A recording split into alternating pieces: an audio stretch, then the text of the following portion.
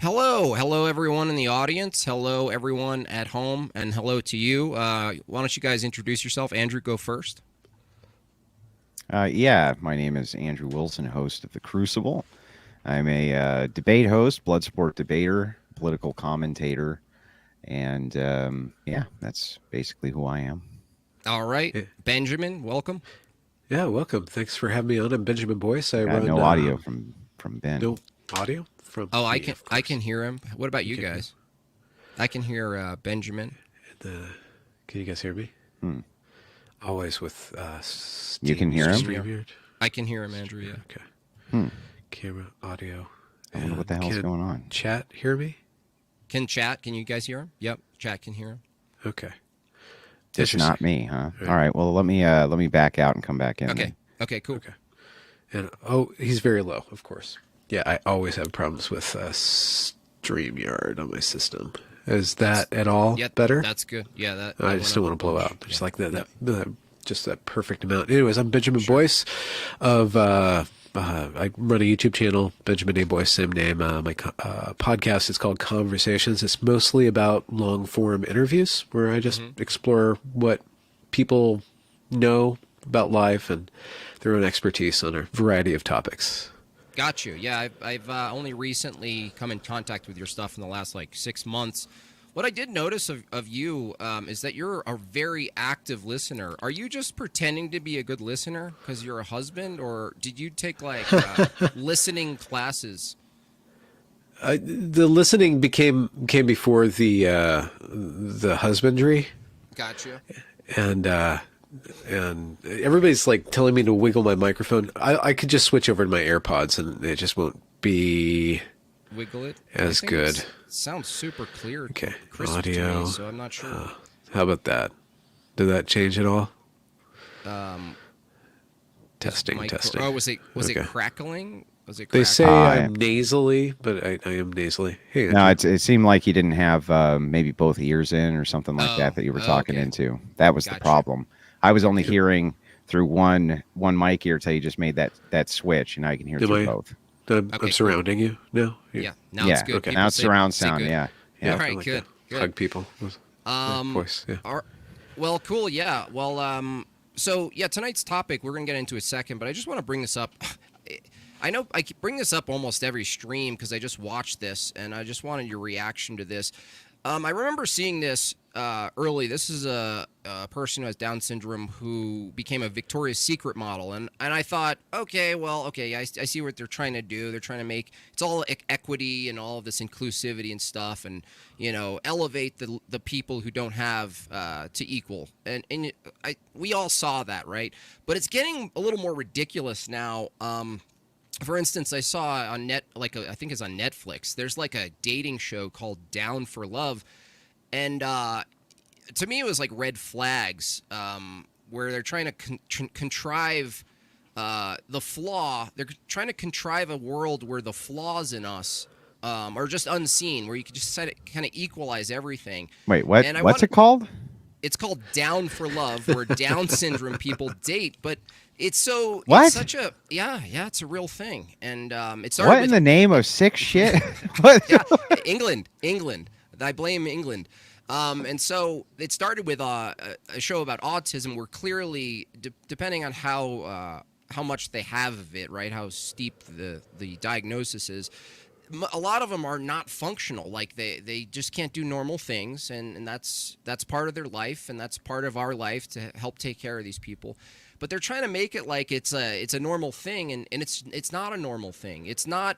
It's a lie to say these people can get together and then the next step is what? Would it be family? Well, no, we can't advocate for that, right? But they are trying to do that. I wanted to get your take, Benjamin, on this. I don't know if you've covered any aspect of this phenomenon where they take the people who are, quote, broken in a sense, and they just plop them in the real life game and act like, oh, no, if we just force them in the game, they'll know what to do. And this is just false. This chatter says Down's Tinder.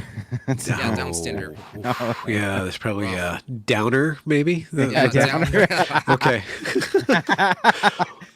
Well, I think about it ethically. If you can rate, I know they used to have scales. I don't know if it works anymore because of the precipitous decline in teaching standards now. So everybody's reading at a fourth grade level, like ninth grade is the new fourth grade, whatever. So, but if you could break down this person's intelligence to like how cognitively capable they are compared to a normal person, like are they 10 years old, are they 12 years old? And then if you did a show about 10-year-olds hooking up, would that be ethical? Or 12-year-olds hooking up?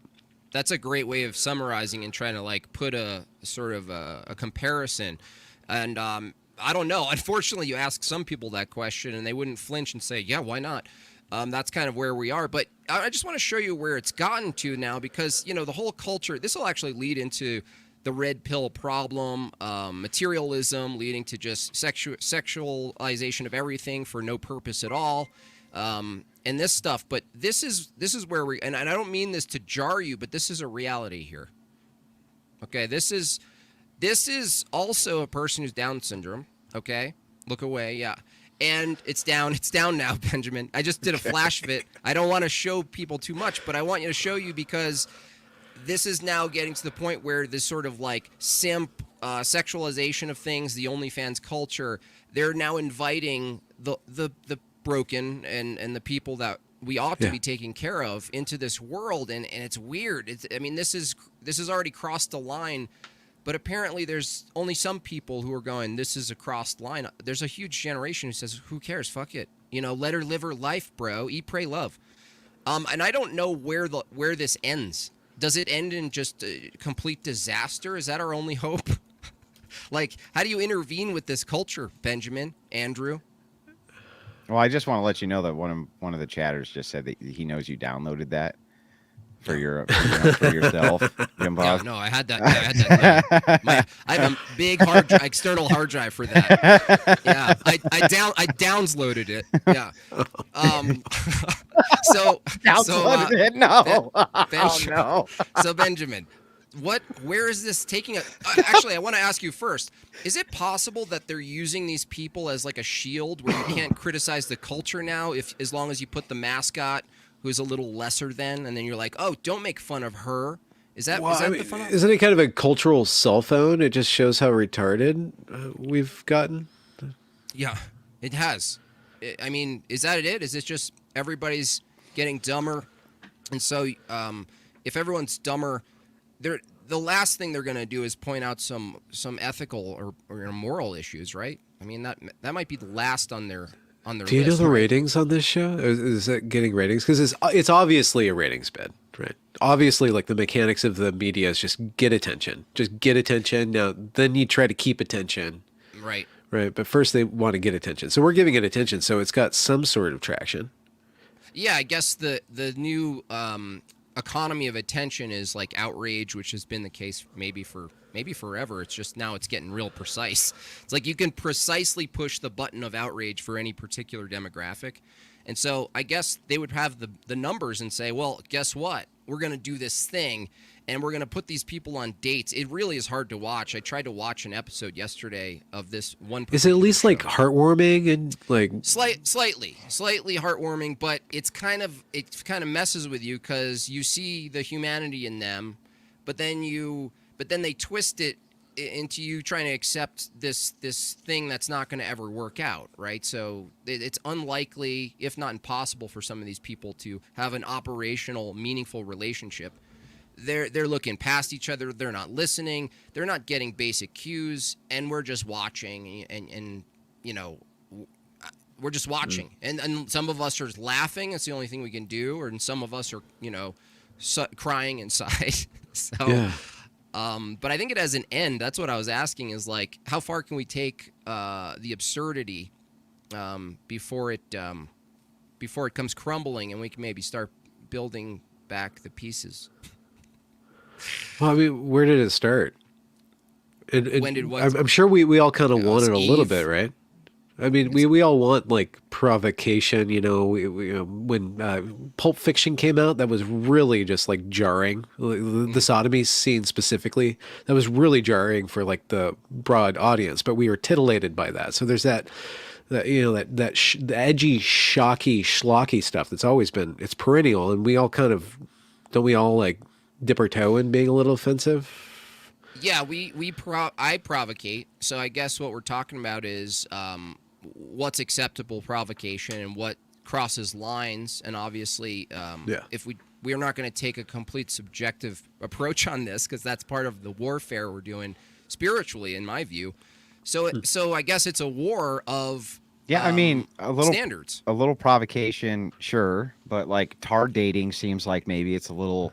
We're getting a little into the next universe here, right? If the word retard is crossing the line. You're not supposed to say that. I didn't say that. You coming said back. that. Well, I know, but I'm just saying, like, even like naming the phenomenon by using a Right. nomenclature that was technical 40 years ago because of that euphemistic treadmill. Now we're like differently abled. Oh yeah, differently able. Yeah, but that's tarred for short, right? At least that's what I've been told, right? Isn't that? Yeah.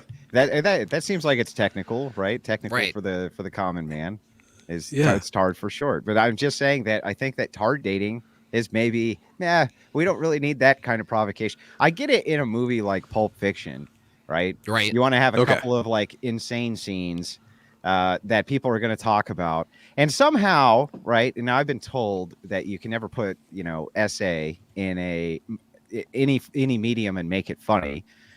In that particular scene, right? I think some people found that whole kind of dynamic to be hilarious, and that Right. was kind of how they were able to like navigate that. You know what I mean? But I don't know. I'm not so sure on the tar dating. I'm just Yeah. Well, not sold on that. The difference that you're talking about, Benjamin, is whether we have it in us to provocate or even to be provoked, and we look forward to sort of this jarringness that we get to respond to and with all of these things, right? But I guess there's a difference between the urge or impulse to wanting to provocate or be provoked versus what it is we're actually using to do that. And Yes. these are two separate things. And maybe they're conflated or just expected to be seen as the same, which is, I think, a massive mistake in the culture we live in. Well, it's a failure of interpretation too, or a failure of creativity too. Like provocation in the right context, serving a means. I guess you could judge the provocation by what it's trying to do, and what is tar dating trying to accomplish. So You're a little bit. if You're a little bit loud too, Jimbo. I could turn. yourself Okay, down. I Mic turned my mic loud? up. I am. I turned my mic volume. This should be good, right, you guys? Okay, good. Yeah. There you go. Thank you for that. Yeah, So- it's hard dating. We'll do it. And this is where you get into questions around weaponized empathy, right? So if this is the final stage, it's very Harrison Bergenon. I never know if I'm pronouncing that right. It's like we're going to lift up the downtrodden and bring everybody down to that level because that's the easiest way to make everything equal. So to humanize the subject, which would be the Down syndrome suffering influencer. Downtrodden. The downtrodden. Yeah, go ahead. Go ahead.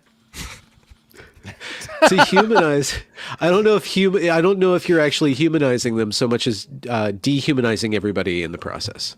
Like there's a trade-off, right? Yeah, you're lowering the status of normalcy to lower, and then you're kind of trying to elevate, not just bring them down to a level, but you're doing like a volume, like this a little bit. But it's an inversion, right? Because the part you're talking about is seeing the humanity in people. This is completely Christian, right? This is something that we fundamentally do, but this is different than contriving the outcomes to be equal between people is different. That's not what equal means, at least in the Christian view. And I think that's been perverted quite deliberately and aggressively. This kind of virtue there's like a virtue in the flaw itself. Like, oh, wheel the girl out, right? She's wearing thongs. Wheel her out onto the the catwalk, right? Oh, she's armlet. Like they just do this stuff as if like we're not supposed to blink and go, oh yeah, well no, that's not normal actually. Well, it's got to serve up somebody's fetish, right? Oh, that's a worry. Hello, Rolo. Thank you for coming on. I'd like to state for the record that all the women on Access Vegas have their arms. They're complete, wholesome individuals. Wait, you're not ever. What kind of ableist shit is this? I know, right? Yeah. What kind of ableist shit is that? Stuff for me, Rolo, why don't you go and introduce yourself to my audience? Sure. I'm Rollo Tomasi. I'm the author of the Rational Male series of 5 books, actually, but I'm best known for the first one, which is the Rational Male. I am the co-host of Access Vegas with Mike Sartain, and also a close personal friend of Andrew Wilson because we both share a common love for Reno, Nevada. That's right. And is it true? Is it true you're the godfather of the red pill? Godfather of the red pill. You're grandpa red pill? Yes. I'm the godfather. No, I'd say what's funny is people always say that you're the so-called godfather of the red pill, so-called. Yeah, not by me, by the way. A lot of people, I never actually refer to myself as the godfather. It was actually a sort of a title that was given to me by my old co-host, Pat Campbell, when I used to do a terrestrial radio show with him. And I used to do it every Friday, and he used to introduce me as the godfather of the red pill. And so then the name just kind of, took, and I think it was like 2017, 2018. And so everybody calls me that. And then Kevin Samuels came around and everybody started calling him the godfather, and then he passed. And now I guess I'm back to being the godfather again. So wow. Whatever. Okay. Well, that's good because it leads us. Let me just read this. Toilet. Thank you so much. $5. Down for Love and Love on the Spectrum or just bum fights on Netflix. That's really good. That's exactly what it is. Oh, speaking of which, you guys should shift over to whatever podcast right now if you want a real bum fight. You got Michael Knowles on there with with Jasmine Jafar, Pixie, and Walmart Mia Khalifa, Farah, and I'm like 3 of Destiny's Angels versus Michael Knowles, who, by the way, is sitting right next to that blue-haired sex doll. Right. He's taking this guy serious. He's being very pleasant with them. It's like he's like substituting for like a kindergarten class. That's how he's kind of acting, right? True. Yeah. I'll give that to you. Okay, let's get into the topic. The red pill. Let's say wouldn't it be nice? Like I was watching it earlier. And wouldn't it be nice if he just looked over at him? He's like, why don't you shut the fuck up? He just looked him dead in the eyes. He's like, why don't you shut the fuck up? That would be wonderful. I would send it a $200 super chat just to watch him say that. You know what's funny is you can pay $500. I didn't know this. You can pay $500 to mute any mic. Mm-hmm. I'm like, oh man, game on. Who's up? I'll give you $500 for that. For like 10 minutes, I think you can mute somebody for $5. But just to have straight laced Michael Knowles, who's he looks like the bully neighbor's kid brother, right? Who went off to have a successful banking career. That's what Knowles looks like, right? And so he's just he's kind of sitting there straight laced. And he's like, I'm all business, right? I'm all business here. And it would just be so great to just watch him just, maybe unbutton the top 2 and just look at Jasmine Jafar in the eye and just be like, hey, shut up, bitch. It's just I would laugh my ass off. He's sitting right next to the blue sex doll or the blue haired sex doll. I would, God, please do this. Just push the thing off of the goddamn seat right there. I can't deal with this. Just take the cigar out of her mouth and put it in his mouth, and light it in the studio. What the fuck? What have we become? Benjamin, you know the podcast they're referring to, right? It's just kind the of whatever, like whatever. Yeah, yeah, I see clips. yeah. I've only seen clips. They have a lot of busts. Really. Yeah. Did you see the what was it that did the skit? It wasn't Freedom Tunes. It was the other one, right? Oh. What's it called? I can't think of the name. Was it Freedom Tunes? Freedom Tunes was. It could have been. It could have been Freedom Tunes, where they had the puppets there, and every time the chicks would say something, the puppet would go, "This stupid bitch." Yes. I was dying by the end of that, man, because I was in the cartoon. I don't know if you noticed that. You were, but I was in the cartoon, and so I was going. That was pretty funny. Sorry, I didn't mean to hijack your show. Go ahead. No worries. Well, it's perfect that you're coming on, because can someone explain to the audience, like they've never heard of it before, the red pill phenomenon, the red pill culture? Okay, it just depends on who you ask, but since you're asking me, I've been in the quote unquote red pill space for going on 22 years now. I first got into what we now call the manosphere, but by the way, there's a qualifiable difference between those two terms. The red pill was originally it came out of like sort of the pickup artist seduction community era, which was really the mid 2000s. And there were several forums that were going on. There's like the forum days, and there's the blog days, and then there's like sort of social media / YouTube days, which is where we kind of are right now. So everybody was sort of participating in forums, and then they participated in blogs and everything. And for the most part, it was a development or sort of a natural extension, I think, from this old school seduction communities. And so that was like, Mystery Method and Neil Strauss and The Game and what was the demographic for that? Is this like Gen X coming online in their early 20s or what? I would say it's much more millennial than anything. Okay. Right. That's a good question. Much more millennial. I guess you could say like the latter half of Gen X, but it was definitely a millennial thing. And essentially what it was guys coming together and just comparing notes, like what works best for where you guys are in, where you're at. Because remember, the internet as sort of like a global communication system at that time was just sort of starting to come into its own. There was no Facebook, there was no Twitter, there was no this is like prior to any 2006. So it was like right around 2001, 2002 is when these forums started picking up. And so there's, these guys would do seminars, and they would do things like, live, hot seats and whatever. But that was pretty much it. Most of it was just sort of happened online on user forums, user groups, which became user forums. And then I was a moderator on one called So Suave, which, by the way, is still there, even 20 some odd years later. But it was mostly like, how do you get a girlfriend? Suave? Is that okay? SUAVE. So Suave. Yes. Yeah. And there's another one called Alt Fast Seduction. There's another Venusian Arts. There's a bunch of other ones at the time. It would depend on which kind of like guru you kind of followed at the time. And I just had this kind of interesting fascination with it because I was going to college at the time, and I was studying psychology. So it was interesting to sort of just see all this sort of play out in real time. And that's really where a lot of my work came from, was the forums and discussions, about 10 years of forum discussions. And the red pill as a sort of a term or a moniker developed out of that. We didn't even really call it red pill then. We just said it like unplugging from the matrix kind of thing. Like, you used to think one way about how women were and intersexual dynamics were and human nature, like men's nature and women's nature, and what we've sort of been brought up with, whether it's in pop culture, if it's by the church, or it's by your family, or by just sort of like interacting with people in a social sense.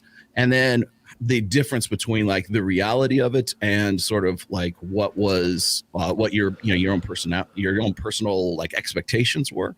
And so we used to call it unplugging from the matrix, and then that led into, you just took the red pill kind of thing. And remember, this is like 2002, so like the Matrix movie was like 1998, so it was still kind of like fresh in everybody's head. And so that it was an apt analogy. And I can remember back in the day, people used to like think it was really, really kind of cringe, but then suddenly right around 2017, 2018, everybody started using it again. But the red pill, as far as I'm concerned, is only concerns itself with intersexual dynamics. It is the red pill is the praxiology of intersexual dynamics, and that covers a lot of different things. A lot of people want to use red pill right now to sort of be a pet term for their political ideology or whatever they think is, oh, red pill's just the truth. Well, you can use it that way if that's what you want to, but the history of that term really originated in the old seduction communities, and that's the way I sort of refer to it. So you had you're saying you had a ponytail at some point. That's what you're saying, right? Ponytail? You had a ponytail. Oh, you have a ponytail now. Okay. I was gonna say. I was like, okay, all right, I get it. Well, okay.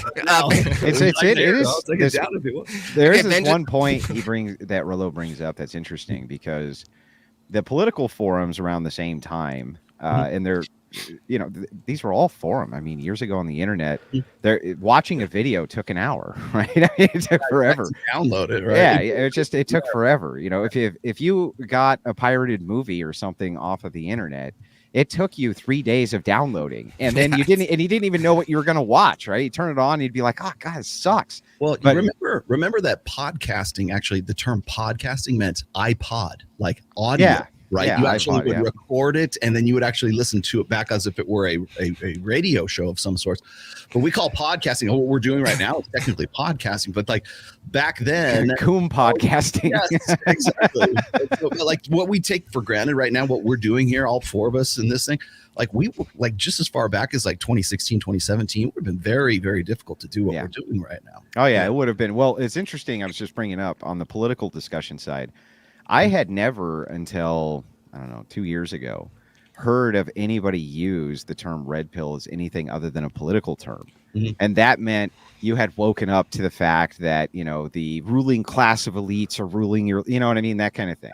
Yeah, it was all designated around that. So I didn't even know. Like, I when people started saying this, I was like, well, what do you mean he's a red pill? Doesn't that mean he's base, right? Doesn't that mean he's awesome? And then you tune in and they'd be talking about like degen shit, and I'd go, what the fuck is going on here? I'll tell you what's funny is I see this happen in cycles, and we're in an election cycle right now. So I expect all of this. Happened in 2015, 2016, happened in 2019, 2020, and has happened like last year and this year as well. Is red pill as a term will skyrocket on like as a, usable terms on like Google if you go and you track it. It started right around 2015 because people wanted to use the red pill as something that meant like the alt-right, right? Or it meant, so you're a Trump supporter, you must be red. You took the red pill. Yeah. Right? You've got did you know that when Candace Owens was not Candace, the Candace that we know right now, when she was on Twitter, her Twitter handle was Red Pill Black. Oh yeah, I remember that. 2015, right? I still refer to her as Red Pill. I actually hates it because that's because everybody wanted to sort of jump on this term that everybody else was using. Oh, the cool kids are using Red Pill. Okay, I guess we're Red Pill then. That's gonna be sort of our tribal identifier during for the alt-right or for the I don't know, for the Proud Boys or whatever the hell was going on at that particular time. So people started using red pill as sort of an identifier for like traditional conservative Republican Trump supporting MAGA hat wearing individuals who were cut from that cloth, right? And that's not where the term came from. And I every time I bring that up at every election cycle, every 4 years, I have the same fucking conversation over and over again, where we're talking about what red pill means and what it doesn't. People will just say, oh, it just means the truth, man. I'm like, no, it doesn't. And you just simply don't know the history of it. Is there crossover between red pill as you're using it and then the right? Does that valence? I don't make that distinction because I don't necessarily talk about just strictly I don't talk about ideology. I don't talk about religion. I don't talk about politics. I don't talk about race. I don't talk about ethno-nationalism. I don't talk about, any of that stuff. So you don't talk about anything that matters. In particular. But when it crosses over into intersexual dynamics, and all of those topics do cross over into intersexual dynamics, then I do talk about those. Now, Andrew, what's your take? I mean, your take on the red pill from everything he just said. Now in your position, what is it now, and what are we looking at as far as a dynamic or paradigm? So let me start from the end and then work back to the beginning. So the question from Ben is, is there crossover? I would say that you'd kind of have to be a fool not to think so because of this. It seems that people on the right are much more open to the fact that we're living inside of a degenerate society, and they're actually kind of happy to point at female behavior and the degeneracy which comes from that as being, and feminism specifically, as being a prime cause, whereas the leftists and progressives highly endorse feminism and they endorse, kind of women's lib and all this type of stuff. So when you see right wingers who rage against feminism, it's easy for them to look at one of these guys who kind of operates off of this red pill, what you'd call red pill praxiology or this type of thing, and agree with them, right? They go on and listen to them and they're like, well, that fucking guy's right. Okay, these broads are out of control. This is insane. Repeal the 19th, right? So, right? You see them kind of gravitate towards it, and they see it, and so yeah, there's a bit of overlap, I think, there. But you have to remember that people are really politically ignorant, and they don't understand that the left is fractioned, but so is the right, especially online. And the right wing is not constituted of the alt-right and then the mainstream right. There's the dissident right. There's the alt-right. There's the mainstream right. There is the Republican light alt, which it would be like the Daily Wire guys and those types of people, right? We have views that aren't 100% palatable, but they're palatable enough. Into the alt-right, which is like, if we are not Japan by next year, it's over. To the dissident right, who says, look, there's significant issues which are going on that need to be examined in the core belief structures of the United States when it comes to the Constitution and when it comes to egalitarian principles and things like that. So there's a whole kind of different faction there. I don't see the red pill as being any kind of delineation of the right or left wing. It seems to me, and I've tried my best not to strawman their position, which I get mercilessly attacked for on Twitter, even when all I do is spell the position out without even, and I'll put a note. I'll put a little note at the bottom. I'll be like, this is not my position. I'm just logically writing out this problem, right? And they lose their not to do that. Yeah, they lose their minds, right? They're like, no, you're siding with them. And I'm like, no, I'm just writing out the argument. But anyway, so I'll put this stuff up. You're not allowed to do thought experiments. And I'm just like, look, this is just a basic logical problem. It's a basic logical issue. I'm just kind of writing it out in plain English so people can see what they're saying.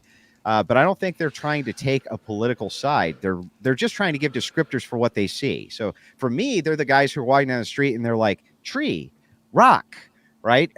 Soda can, a soda machine.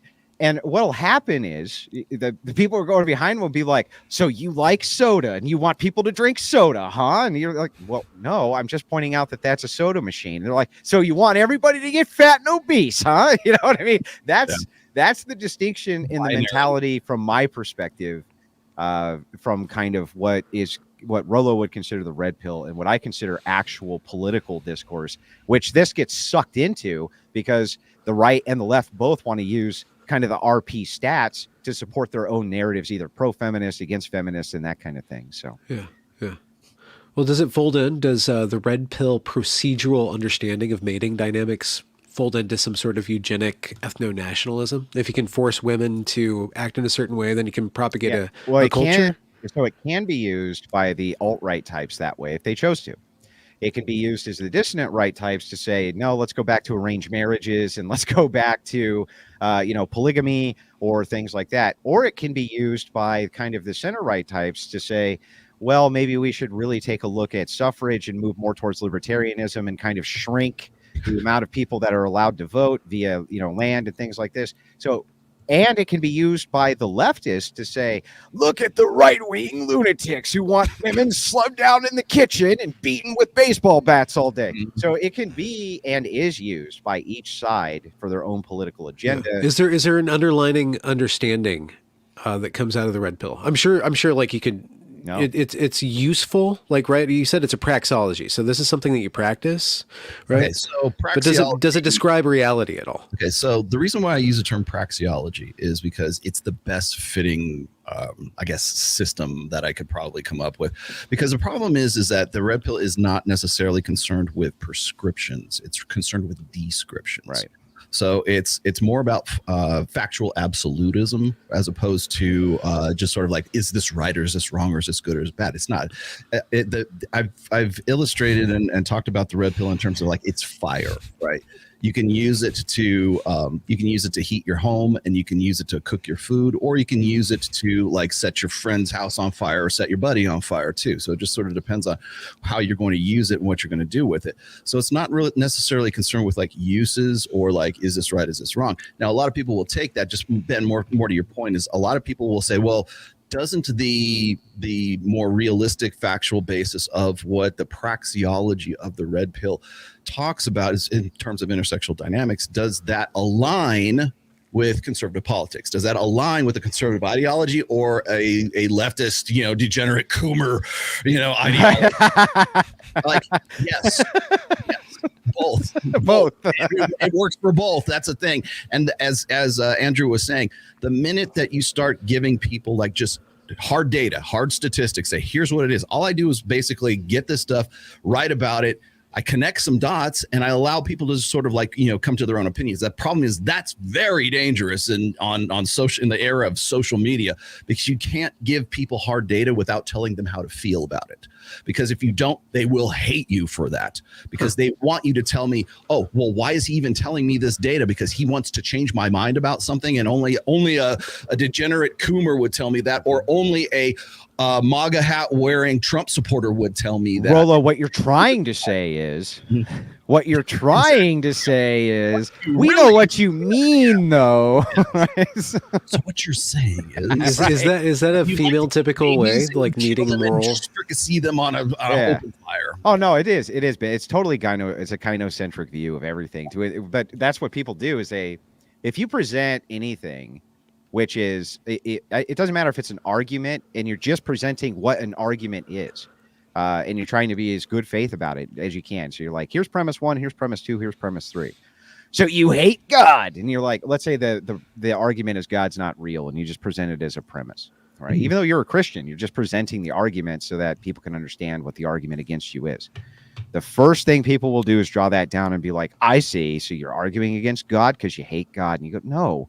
I'm presenting this argument against, the faith that I'm contending with really fast. Yeah. And they go ape shit. Right. And it's because people apply their own biases when it comes to people that they hate, loathe, dislike, have a problem with, or this kind of thing, to anything that they say. So they map the things on to anything they say. They just kind of map it on as a position. And then whatever the worst position is they can possibly think of and the most uncharitable, that's your position now. What would the red pill say about dealing with those kind of people? Does it have a protocol for that? They would say, fuck them. That's it. Yeah. That's all they can say. I would say this, I've made this very clear on most of my podcasts, even Access Vegas, is like when people ask us, like myself or Mike Sartain, for example, like what is there a elevator pitch? Is there some sort of like, can you describe what in a bumper sticker, can you tell us what the red pill is? And the problem with that is that it's not a bumper sticker. It's like a college course. Okay. It's like a college major. So if you think about how intersexual dynamics cross over through politics, as I was saying before, religion, just society, sociology, anthropology, psychology, evolutionary biology, and on and on and on. You think about how all of those subfields sort of cross over into intersexual dynamics. For me to say that the red pill is one thing or another, then if I give you one description of it, people go, ha, you didn't think of this, right? And no, I did. You just asked me for a 5 minutes, like introduction to, primer for the red pill. So the best way that I can describe it is the praxiology of intersexual dynamics. That covers a lot of things. It could be anthropology, sociology, psychology. Wait, so Rollo, hold on a second. If there's no prescriptives and it's mostly descriptive, practice assumes that there's a proper practice, or is there no such thing as an improper practice? Well, the practice is the descriptor. So what they're saying. Okay. You just go. So they're saying the practice is the description. Gotcha. So the practice, the elevator pitch is actually just describing the elevator to the person in the elevator. Right. Yeah, it's just. And he's like, who fucking cares? Right. Well, Right. let me I'll just give you the quick definition here. What a praxeology actually is here. Okay. So it's technically a philosophical term, and people will say, well, this is from economics. It's like from Mises or something, or Mises, whatever. And it's like, that it was used for that because what he talked about is technically a praxeology, but it's really a Greek word, not necessarily an economics word. But it is a praxeology is, let's see, the theory of human action based on the notion that human beings engage in purposeful behavior contrary to reflexive behavior and unintentional behavior. Okay. So what it means is that it's a term of that it's a study of behavior in that behavior has a purpose or a function behind it. So there's like a latent purpose to that behavior. And what is that particular behavior? So it's not. How does it account for the value judgment of the description, though? It sounds like practice. It's not a cognate with Okay, so Rollo, what if the accurate description of most of reality and humankind is just that force wins, that males win because of force wins? How does your position, like from the red pill perspective and everything you're saying now, like how would you argue against someone who's in a part of your group or tribe or ideology? Say, he goes, hey, Rollo, force wins. Let's fucking do it. And you go, well, what do you say? So there's a difference between those two. I could say, are you asking me as for my opinion? What do you think the best practices are? Or are you asking me from a perspective of describe the fact that here's how force wins, here's how force doesn't win? I can do it from both of those sides. So there's the practice of it, and then there's the theory side of it. So if I'm talking about just strictly praxeology, I can give you, here's why you come to the conclusion that force wins, right? I can tell you and describe that. Or you can ask me, well, what do you think? What do you think is best practices? And that's where people lose the narrative here, because the red pill, as far as I'm concerned, is that as a praxeology, it is describing a dynamic. It's the Izot gap. So he's saying, it's it's the Izot gap. You just asked, which is this: is it right? Is it wrong? Do you think it's best practices that we enforce our will via force? Right? That's a different question than what is force, or how does the dynamic of force actually work? So you're asking me, it's technically two different questions. So it's like, what do you think about best practices, and what do you think about the actual dynamic itself? This guy in chat, he's like, I just love the word praxeology. It just feels good coming off the tongue. It's like just saying praxeology makes me feel 5 times more intelligent than I did just a few minutes ago. I've had people like throw this at me. They'd be like, praxeology, it doesn't mean what you think it does. And I go look it up. And they come back like 5 minutes later, like, okay, maybe it does. That's what they call it. They call me and Jim Bob in the chat all the time autist, because it's we look at the aughts, right? It's not caps. They're like, you're an autist. I had to teach Dr. Phil what the word superfluous means. I think I can teach you what praxeology. Well, I can't not look at the gap, though, because if we're talking about culture and how to influence culture, and if your ideology, or in my view, Christianity is actually the thing that informs culture, then, if red pill doesn't really have a position on where we ought to go, and we're just describing things, I'm just wondering to the limitations of participation. That's the entire limitation, though. So you got the limitation right away. So it's like this. It's like, if you can imagine, and you make this argument, and I do all the time, actually, when it comes to science. Science can give us tons of descriptors for things which potentially could be true, but can't tell us what to do with them. So science might be able to tell us how to split an atom, but that doesn't mean we ought to build a nuke, right? That's the thing. Yeah. So I think that it's useful to have something like this around that can be referenced. You know what I mean? Yeah, exactly. The question is like, how do you use it? That's where I think the failures on that side are in. But I don't think they're trying to say that it's designed specifically to make the ought claims. It's only designed to give you these descriptors, and then you can do what you want with them. The way that Ryan Stone and I sort of describe this, Ryan Stone's written a book called Praxeology, right? So people can sort of wrap their heads around this. But what we call the red pill really is the Chilton Manual of Intersexual Dynamics. Now, I don't know if you know what a Chilton Manual or a Haynes Manual is. Do you know what I'm talking about? Somebody has to know what a Chilton Manual is. A Chilton Manual is it's like the The big manual. Ben is feverishly Googling. I was taking those for later. Is a particular. Okay, so if you're be doing that, actually. my younger brother is an auto mechanic, right? He works on like classic muscle cars and reconditioning. So you got Chilton manuals for like all these cars, right? Yeah. A Chilton manual is basically a manual that shows you where all the parts and all the numbers and everything that could build a 1969 Chevy Camaro, right? And every last part is there and shows you how they all go together and everything else. It doesn't tell you how best to drive the car. It doesn't tell you what necessarily the gas mileage is going to be if you use a particular fuel in it. It's not going to tell you, best practices and how, some of them do. Yeah, some of them might, but like the thing is that Okay. the point of the actual Chilton manual is just to show you how the damn thing goes back together. Okay, Rollo, I have a question. Can the red pill philosophy, the way you've described it anyway, can it tell us the value of like aesthetics and architecture? It can describe okay, so first of all, let me just explain something to you. The red pill is not an ideology. It is not a philosophy. It is not a belief set. It is not a sermonizing. It is not anything that has to do with a particular like as I said before, best practices.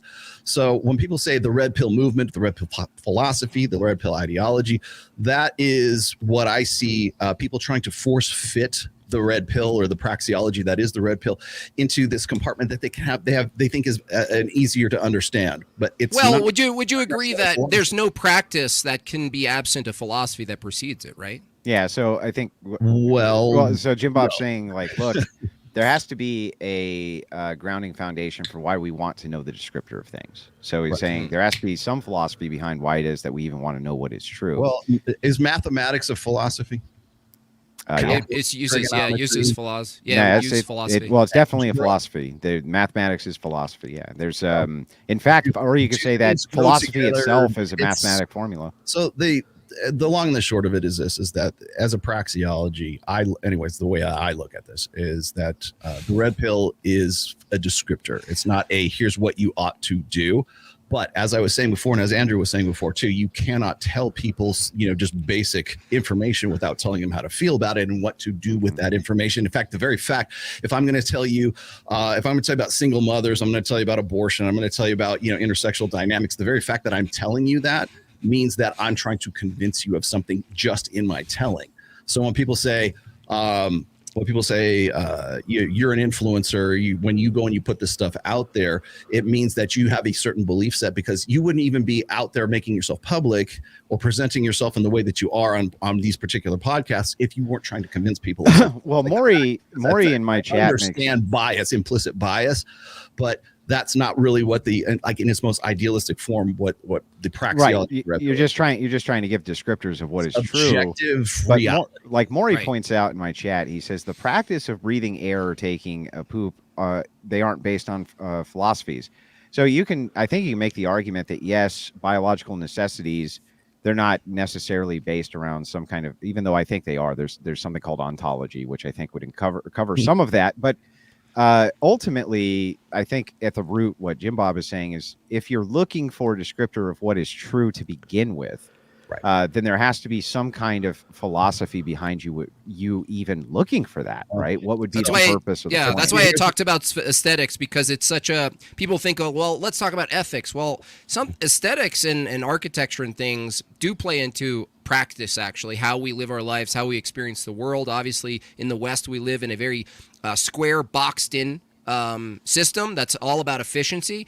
And if you were to properly describe, Rollo, what's efficient, it would follow that if you wanted to be efficient, you would do away with unnecessary architecture and you would make everything square, right? And usable and quick, and you could tear it down and bring it up. Okay, This is the thing. This is why I bring this up, because what if your view could properly describe beautiful aesthetics, right? That was objectively beautiful and symmetrical, and yet in the same breath, the same description of the goal of efficiency trumped the aesthetics, right? And so I'm saying that because it permits that, it's almost detrimental that it'll actually put aside one value for the pursuit of another.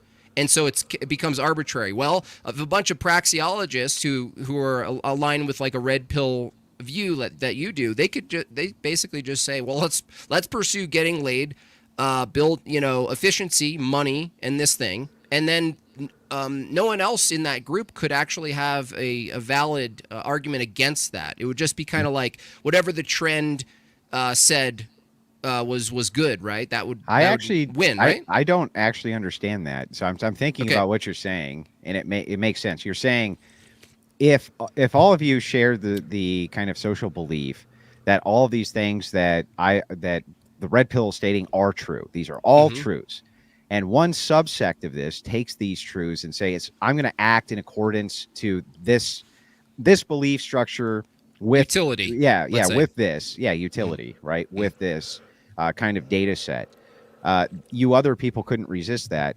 That I don't understand, because why couldn't the other side just take the same subset and then say, no, I have a whole different moral basis. I believe that what you're saying is true with the descriptors, but I think that the moral application is different. No, you're right, Andrew. I mean that they could actually oppose it by just declaring a new goal, right? I'm saying they can't refute it foundationally. They can't argue why one is good or bad, or why you ought unless to go they gave one them or the other. data that disputed the data, right? That would be the only way to do it. That's because what you're using is so whenever I hear the words like good, evil, bad, this is good, this is bad, what I'm looking at is really, like, from a praxiological perspective, is what are best practices and what are worst practices. Okay, so to get more to your point, if we're looking at a particular phenomenon and we say, okay, this is what is true about this, is we're able to, with all of our five senses and all of everything that we can possibly gather, the most hard empirical data that we can about this particular phenomenon, and we get to the point where we have, like I said, the Chilton Manual is almost complete. We go, okay, this is what is true. This is actually happening. It's a predictive framework. We can pretty much bet that this is going to, 1 + 1 is 2, 2 + 2 is 4. If we have that as a foundational truth, now the question comes, what are best practices? What should we do or how should we use this information to make our lives better or to make other people's lives worse? The basis that they're starting with, just like for you, Jim Bob, and probably for Ben too, right? They're using the correspondence theory of truth.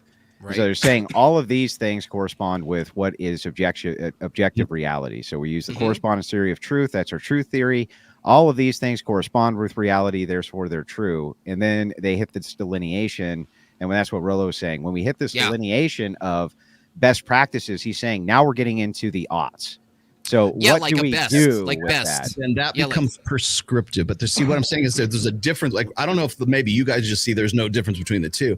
But when I look at a phenomenon, we find out what is the most accurate description. How do we know what is true? Well, whether it's whether it's intersexual dynamics or anything else for that matter. But like, as far as I'm concerned, when it comes to the praxiology of the red pill, it is an obligation to objective truth. What you do with it from there, you guys, like Christians can take it somewhere, Muslims can take it somewhere, Satanists can take it somewhere, anybody else can take it wherever they want from that point. But what I'm saying is that the concern of the red pill, or the praxiology of the red pill, is what is actually factually true. And then you go take it and decide what you're going to do. How is it useful? What's the utility of that? So I guess, Rollo, I'm asking, from the view of the praxiology and the red pill view, can you accurately observe and describe the best? Again, that's practices. So what is the best? Can you accurately determine that? You can certainly say, okay, well, as we were saying before, like, what is pragmatic, what is efficient, what is practical? What do we want to do with the knowledge that we have? Let's just say we have actually absolute truth about. Well, hang on. He's not actually asking what you think, Rollo. So he's asking, no, Jim Bob's not asking actually what it is that you think he's asking.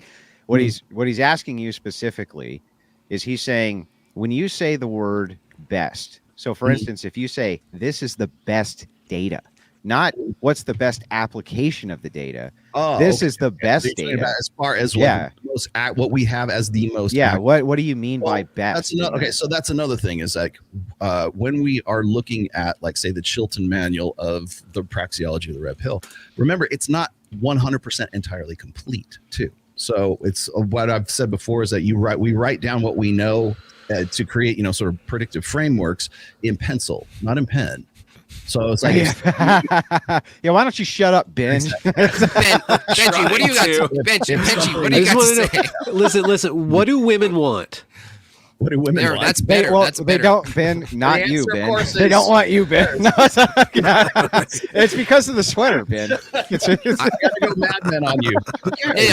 Yeah. What do women want? That's actually a great way to get really into the culture where it matters the most. Is You know not, what women want? More. More what? It's always more. More truth? They want more On Chilton? everything. They want a more accurate Chilton manual. What do women want? I don't think they want more truth. Actually, That's I like don't think they give a shit. I don't know. A lot of that is really kind of like navel gazing. It's like, well, what do a particular? I mean, we can go and do a full show on like what do women want. If you want to talk about like as far as intersexual dynamics is concerned, like alpha fucks and beta bucks. That's basically what women want. They want the perfect amalgam of a guy who is a good dad and a good cat. How is that not a good or a true or a beautiful? That's a description of Good the or true or beautiful. that is the red pill is describing what women ought or want, right? It is until the Tinder swindler comes around, and then suddenly it's not as good as everybody thought it was going to be. Okay. So, like the problem with that is you're going to ask me like, what do women want? And I'm going to give you like sort of my most accurate like presumption of this from like what I've been able to sort of glean over the course of like 22 some odd years doing this. But what is good and what is bad? Like obviously, they want a tarot card reading. Yeah. Do they? That was Rollo, the best comment I've heard tonight. They want a tarot card reading. Rollo, do women want to be They want leaders? They want They scented want to be candles. leaders? Well, You have actually, scented here- candles, Ben. I know for here's- some reason I have a feeling you have scented candles in your I house. do not. You're trying to beta buck want me, a man. baby elephant, Beta too. bake me, actually. That's what's going on here. They were saying it's I know funny. your Come on. tricks. I know your tricks. Yeah, not one scented candle, Ben. Not one. No. He says The wife no. has a few though. I can't. Oh, well, that's fair. That's fair. Yeah. Well, listen. I was at a cafe. It was really early, and there was this meeting of a bunch of Christian men. They had like their weekly meeting where they get together and like they work on their issues. And they got into this conversation about God, and they all went on this real long, like this is what God is. This was good. Yeah, this is what God is. This was God. And they were all so certain that they knew what God was, or they argued with each other, but they spoke with so much certainty. And then the conversation relaxed, and somebody said, well, my wife did this, and I had no idea what she was doing by this, right? And they all like collapsed in their certainty about God, and they couldn't describe the person that they were sleeping with. Right. Wow. So wow. the red pill, it sounds like the red pill is trying to describe that mystery that is woman. Yeah. And it's I was going to say this is like one of the core kind of, I guess, say principles of the praxeology is that women, like from perspective like women's nature and men's nature, is that it's knowable. It's nothing mysterious or nothing magical or cosmic about it. However, it serves women's purpose that men think that they are in some way unknowable, like forces of nature or the feminine mystique, because the less knowable a woman is, the more she can sort of use that as soft power for men who have always classically been like covert or overt, physical power. Yeah. So, I mean, the old saying is, what is it? Like, men conquer worlds and women conquer men. Mm-hmm. So, and how do they do that? They do it through soft power and covert communication. They do it through subterfuge and nuance. And women Wait, do they conquer men or do they conquer weak men? They conquer strong men very well. Thank you very much. It just depends. Like you can say, well, this man's weak or this man's strong. Like, do you think that, like, say somebody like Alexander the Great is a big strong man, or how about Napoleon? Alexander the Great was gay, just so you know. Yeah. Well, because I want to summarize this. A strong guy or a weak guy? I want to summarize something important here. Is that when you say conquer a man, right? A man can be conquered by appealing to his own weaknesses of sin and appetite. And so a woman could actually capitalize on that, but I don't think it's the woman who's conquering. I think it's the man who's not properly managing their appetites or their weaknesses and their fleshly desires and things like this. And women can see that, right? And they go, oh, that's easy. Look at today's culture. I mean, it's entirely based on women being on the throne, right? And the men are submissive, kissing the feet, throwing all the donations, right? And then, I don't even think women want that, by the way. Yield to the princess is now you go queen. Right. So that's consistent description with the red pill, right? You guys agree and you go, okay, this is. Do you say this shouldn't be?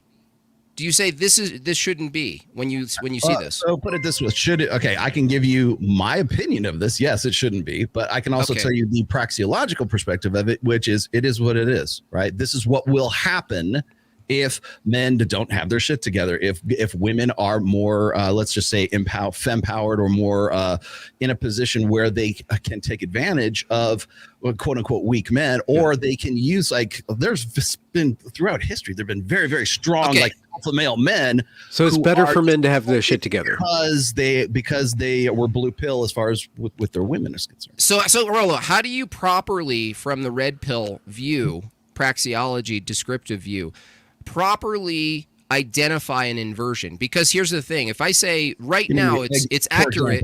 Give me an example. Right, it's accurate to say women. There's this hypergamy, like women are elevated to a state of financial gain and status that is a result of materialism and weak men, basically, right, not taking the leadership role. So that's descriptively true, and your personal view is, well, it really shouldn't be that way, but that's my personal view. I'm saying, well, if you accurately describe something in reality, and we both agree that that's what's happening, right? How do you skip to accurately describing that it's actually an inversion of something? How do you accurately describe inversions? So give me an example of that. So it's an inversion that women have power. That's So you in a perfect world, men are supposed to be in power, but the inversion is women are. They're always in power. Men are always in power. The fake out is that we can make it look like, due to luxury and modernity, right, that women are in power. The moment something catastrophe hits, or what I call it, concerns that go away with food shortages. The moment that happens, you start to see the true reality of things, right? It's a luxury so feminism is luxury, and what I'm saying is, like, if you accurately describe what's going on, it's actually not true. Women are in power. So what I'm asking is, how does your view, like, if you're speaking on behalf of red pill and praxeology, how does it accurately pinpoint an inversion, a counterfeit, what I would say is this. Okay, so if you go back and you look at men's nature, you look at women's nature, you have to kind of like rewind the tape all the way. Okay, so if you go back and you look at men's source of power, like what makes them puts them in authority, and really for right up until strength, smashing skulls, exactly, violence. Was it you, Andrew, who got into the argument about what was it, about enforcing rights? Rights enforcement on whatever podcast. I love that part. I was watching that, and I'm like, oh, I hope he says this, and then you did. Enforcement. So men's power comes. So this is my viewpoint. Go ahead. Is that all power and everything operates through force, whether you think so or not. When you're talking about soft power, you're talking about seduction. So you're talking about seduction, and you're talking about manipulation. And the thing that's interesting about that, though, is that that's a power men have too. And historically, men also can apply seduction and manipulation to great, great, great effect, but women can never apply force. They can't apply force. So what Jim Bob's saying is that if men have been able to over the course of it, because simply we're bigger, we're stronger. Yeah, exactly. So strength. And as you were saying before, feminism, and there's a lot of other like ideologies that go along with this, but those are what Robert Henderson has called luxury beliefs. We are only able to entertain those beliefs so long as a society maintains a certain level of luxury. Affluence. And once it drops, then suddenly we go back to caveman days, and we go back to gender roles, and we go back to sexual dimorphism, and was a division of labor. All that stuff happens once you get down below a certain level of affluence. So that's pretty much a given. But in a natural state, like in in our hunter-gatherer days, like, were men the ones that were making the decisions? Yes, they were, because they had the capacity for violence, and they had it probably a whole lot more than we do now. So are men nothing but weakened by the progress of technology? Is technology robbing men of their strength, and therefore men aren't getting their shit together, and therefore men are weak because they're not stronger than technology? Yes. From my perspective, yes. Okay. So, but again, defining the phenomenon between men and women are physically weaker. Women are also, you have to remember that women were and still are the incubators of the next generation. So when you look at in our evolutionary past, a woman was usually pregnant most of the time from the time she was probably about 15 or 16 years old and had a series of children where, be fruitful and multiply.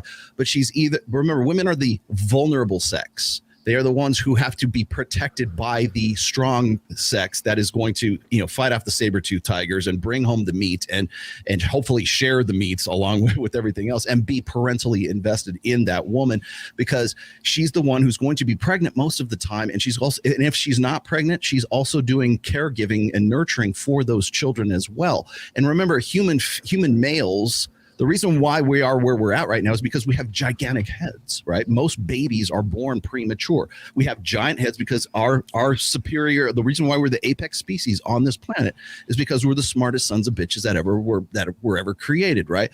The way you do that is you have to have a very big head with a lot of synapses and a big brain, right? You have to pass them through widened hips in a human female, and that makes her vulnerable, okay? A human baby cannot reach like self-sufficiency until it gets to be about 6 or 7 years old, right? For instance, say a horse or giraffe, they can run within a half an hour after being born. That's right, they can. Human children need a lot of fucking investment. That's why it's parental investment, theory. Okay, call it evolutionary prattle. You could, I don't care whether they were created that way or that way. The fact still remains, we got big fucking heads, okay? Yeah. And we have to be passed through a birth canal that's tiny. So we have to pass them through. They have to be taken care of for a very long time. These are simple facts. So you could go see this happen right now, today in 2024. Okay. So just not very often anymore. From a physical perspective, women have always been the vulnerable sex. So how do you keep those very fragile children and those very delicate, vulnerable women? How do you keep them alive? With very strong sons of bitches with wide shoulders and biceps and greater blood flow. I have this list of all these. Well, and that's what technology. If you look at the evolution, not the biological evolution, but the evolution of technology. What's interesting is that if you kind of trace it back to the beginning and you start to look at the things that we cared about the most, it was all based around infrastructure and comfort. And the reason for the technology being based around shelter, things like this, is for this exact reason. So the technology is there and exists there, not to protect women from the saber-toothed tiger necessarily, but to protect them from the thing that kills them the worst, which is nature. Nature is the thing that kills babies and kills women. Women used to die from this thing called hearth death. Have you ever heard of hearth death? Yes. Okay, let me tell you what hearth death was. So this was actually something, I'm not even kidding. I've heard of girth death. Yeah, if you go back to early America, women used to cook in their fireplace. There wasn't a stove. Okay, they took their cauldron. Yeah, hearth deaths. Okay, whatever. Okay, so anyway, they would actually catch their clothes on fire and burn to death, and this was actually common. This is more common than you think. Their dress would catch on fire and they would fucking burn to death. They'd be running around like a Roman candle in their house, right? because of hearth death, and it's not a joke, right? Nature. So they have smaller skulls. You're saying women have smaller skulls. Yeah. So how do you? And maybe more to your point here is, how do you keep very fragile children alive, and how do you keep vulnerable women who are, for the most part, either pregnant or they're nursing or they're nurturing the next generation? How do you keep them alive? Keep them alive with men. You keep them alive with men who are, from a division of labor, from a sexual dimorphism perspective. I don't care whether you want to call that evolution or creationism. It doesn't matter in this case. The fact of the matter is that, yes, are men more powerful than women? Yes, they are. And designed or evolved that way makes really little difference in this situation. But again, what I've just done is I've given you the praxiological perspective on why that dynamic exists in the first place. Now, so is that right or wrong? Well, it seems to me that it's worked out pretty well for, I don't know, years so far. So yeah, until we had hormonal birth control and everything went to hell. Is that the line? That's the line where the power dynamics completely go Exactly, because control. women have become less dependent on the, let's say, the resources and the provisioning, protection, and parental investment of men. That's exactly what hormonal birth control did. And so the echoes of their biology is messing them up. If there was a pill that like solved like women's desire that for stability and strength around men, like that would solve the sexual revolution, sexual evolutions. I actually got into it with, I think I'm probably one of the few people who've ever really pissed off Dr. Phil, but I pissed him off with this, is that men have become superfluous after the sexual revolution. They're nice to have around. And you'll hear women say this on every damn podcast, but they don't need a man, but they want a man. Right. They do need a man, though. That's just descriptively false, though, right? Exactly what. Okay, got you. Very much, because that's exactly what I told Dr. Phil, and he was like, "What's superfluous mean? I don't know." I have a degree in psychology. I've never heard the word superfluous. Well, I have a degree in sociology. I have a degree in sociology, in case you were wondering. But Ben, I would definitely, if you go and you look at like where the marriage rate starts to plummet, if you look at where divorce rates start to skyrocket, if you look at, I've been doing this series on the decade between 1965 and 1975 right now, and if you go back and you look at when was no fault divorce initiated, 1968, right? With was it Ronald Reagan in California, I think, to facilitate all of the divorces that were coming into the system because of the hormonal birth control. Okay. And then, of course, after that, now we have the, what was it, 1971? What happened in 1971, children? We went off the gold standard. Okay, so what happens then? Oh, now we can give women credit cards. Feminism wins. No, actually, the insurance companies and the banks. Big fail. But you go ahead. You go, girl, Betty Friedan. It's all on you. And then we have so no fault divorce. Then we have Roe v. Wade, which is what, 1974. Mm-hmm. Yeah, somewhere around there. And then we have Title IX, and you see all of this just progressively goes up. So all these things that we see skyrocket up to 2024, they all come back to 1 year. Right around 1965 to 1971, somewhere in that area right there. And what major technological innovation happened or became, I should say, more popularized in Western society? Hormonal birth control. Yeah. And you can actually see these trends. That, by the way, goes back to your eugenics question. Yeah, well, in Europe, this happened before. Eugenics, basically, is what it is. This happened before, though. If you look at the trends, it's actually hormonal birth control was newer in the United States. It had already been out in other places for a long time. I've always kind of disagreed a bit on this point. I remember we kind of had a bit of a back and forth on it, but I do think that there's no doubt that birth control contributed greatly to the sexual revolution. It couldn't have even been done because all those women would have been out screwing and all gotten pregnant, right? so that would have been a big problem for them. What's more interesting, and I understand your point. Like we talked about this before, and I showed you the graph between like the correlation between the rise in hormonal birth control use and the rise in divorce at that time, which happened much of at least 5 years prior to actually having the no fault divorce initiated. So essentially, I mean, my theory is that no fault divorce was the inevitable outcome of all these divorces that were coming into the system because they couldn't keep going like, okay, who screwed over who's cheating, they just couldn't do it because they were so inundated with these divorces. And they also wanted to put women into the workforce at that time. And if you look at, again, go back and look at the graphs. If you look at 1971, you see that our production in the United States skyrockets, but the mean wages stay the same. Yeah, right there. So Andrew, are you? Sorry to interrupt. Workforce. Andrew, are you saying like all your interactions with people like Rollo and other people from the red pill community, if you will, are you basically saying, yeah, you guys are accurately describing some things, right? I would agree with, but for fuck's sake, pick a side and point in a direction, right? Yeah, so my beef here is that I think that the red pill, as it were, by the way, David Patrick Harry, I don't know if you've ever met Rollo Tomasi. What's going on, Rollo? How you guys doing? Maybe how's it going, David? Cheers. Yeah. Welcome to the convo. But so my big issue with it when we go back and forth is I don't think that they can make good claims for what people should be doing. But the more that I engaged with them, I found out something interesting. The guys who were really into this don't actually want to. That's not their goal. Their goal is totally different instead. So their goal actually is just to say, here's a data packet, do what you want. Because if you're not informed about what's even happening, you can't even make those oughts, right? You don't have the core information which is necessary for you to even make those ought claims for these descriptors for society. So what I did was, instead of going, yeah, fucking degen scumbags, is I said, look, once in a while you need to do that, right? Yeah, instead of that, why don't I actually try to take your information, apply it to my worldview, and see how it fits? Well, interestingly, it's a 1-to-1 almost from the Christian worldview. Let me explain. Okay, so the Christian worldview says it's really it's optimal if you maintain chastity until marriage. And the red pillars go, yep, that's true, because these men, they sure like those women with low body counts, and they sure like these women to not have their baggage. So the red pillars go, yep, you Christians are right about that. And the Christians go, okay, you should probably get married young because it's better for fertility. The red pillars go, yep, that's also true, and it stops feminism, and it stops all sorts of things that they could get into if you marry them at 18, 19, 20 years old, right?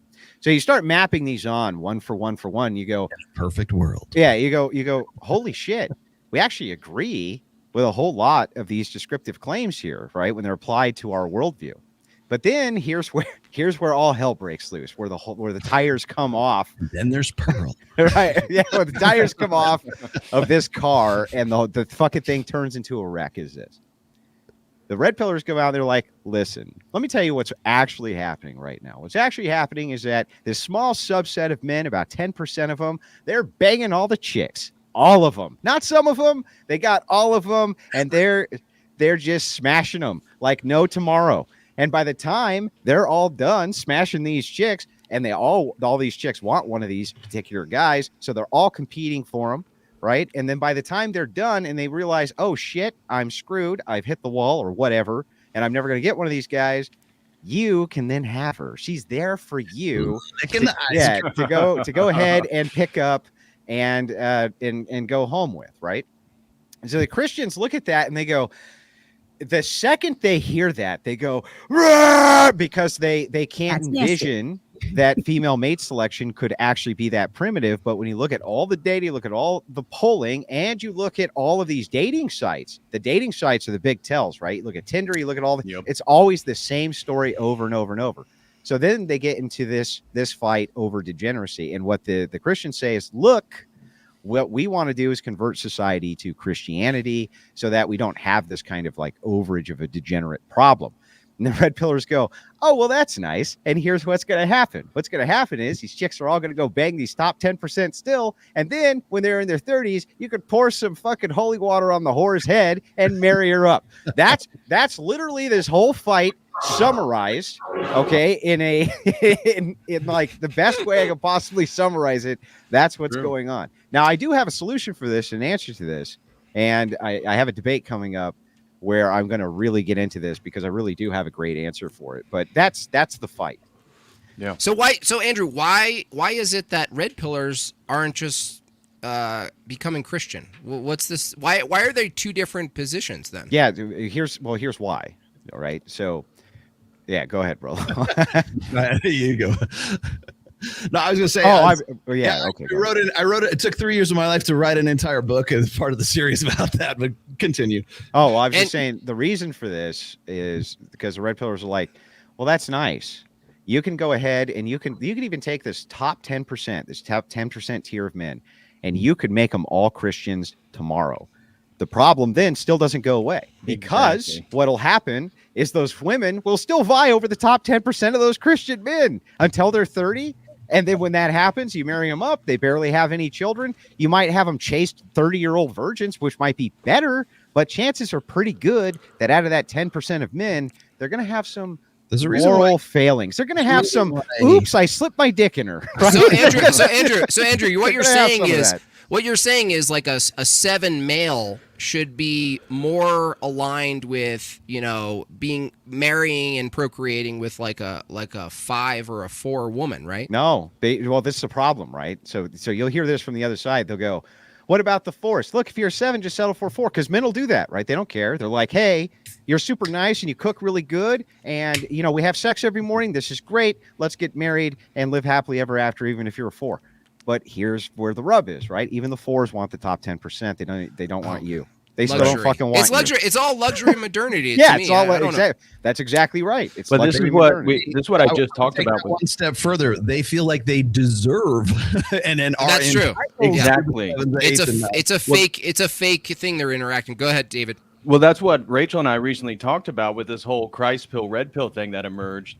There's this real naivete within Christian dating, assuming, again, some part of the Christ pill narrative that I've seen online is that, like Andrew says, you make an altar call, you get baptized, and now these girls are repented, and everybody gets together, and it's, happy ever after. And it's like, no, hypergamy still exists within Christian dating.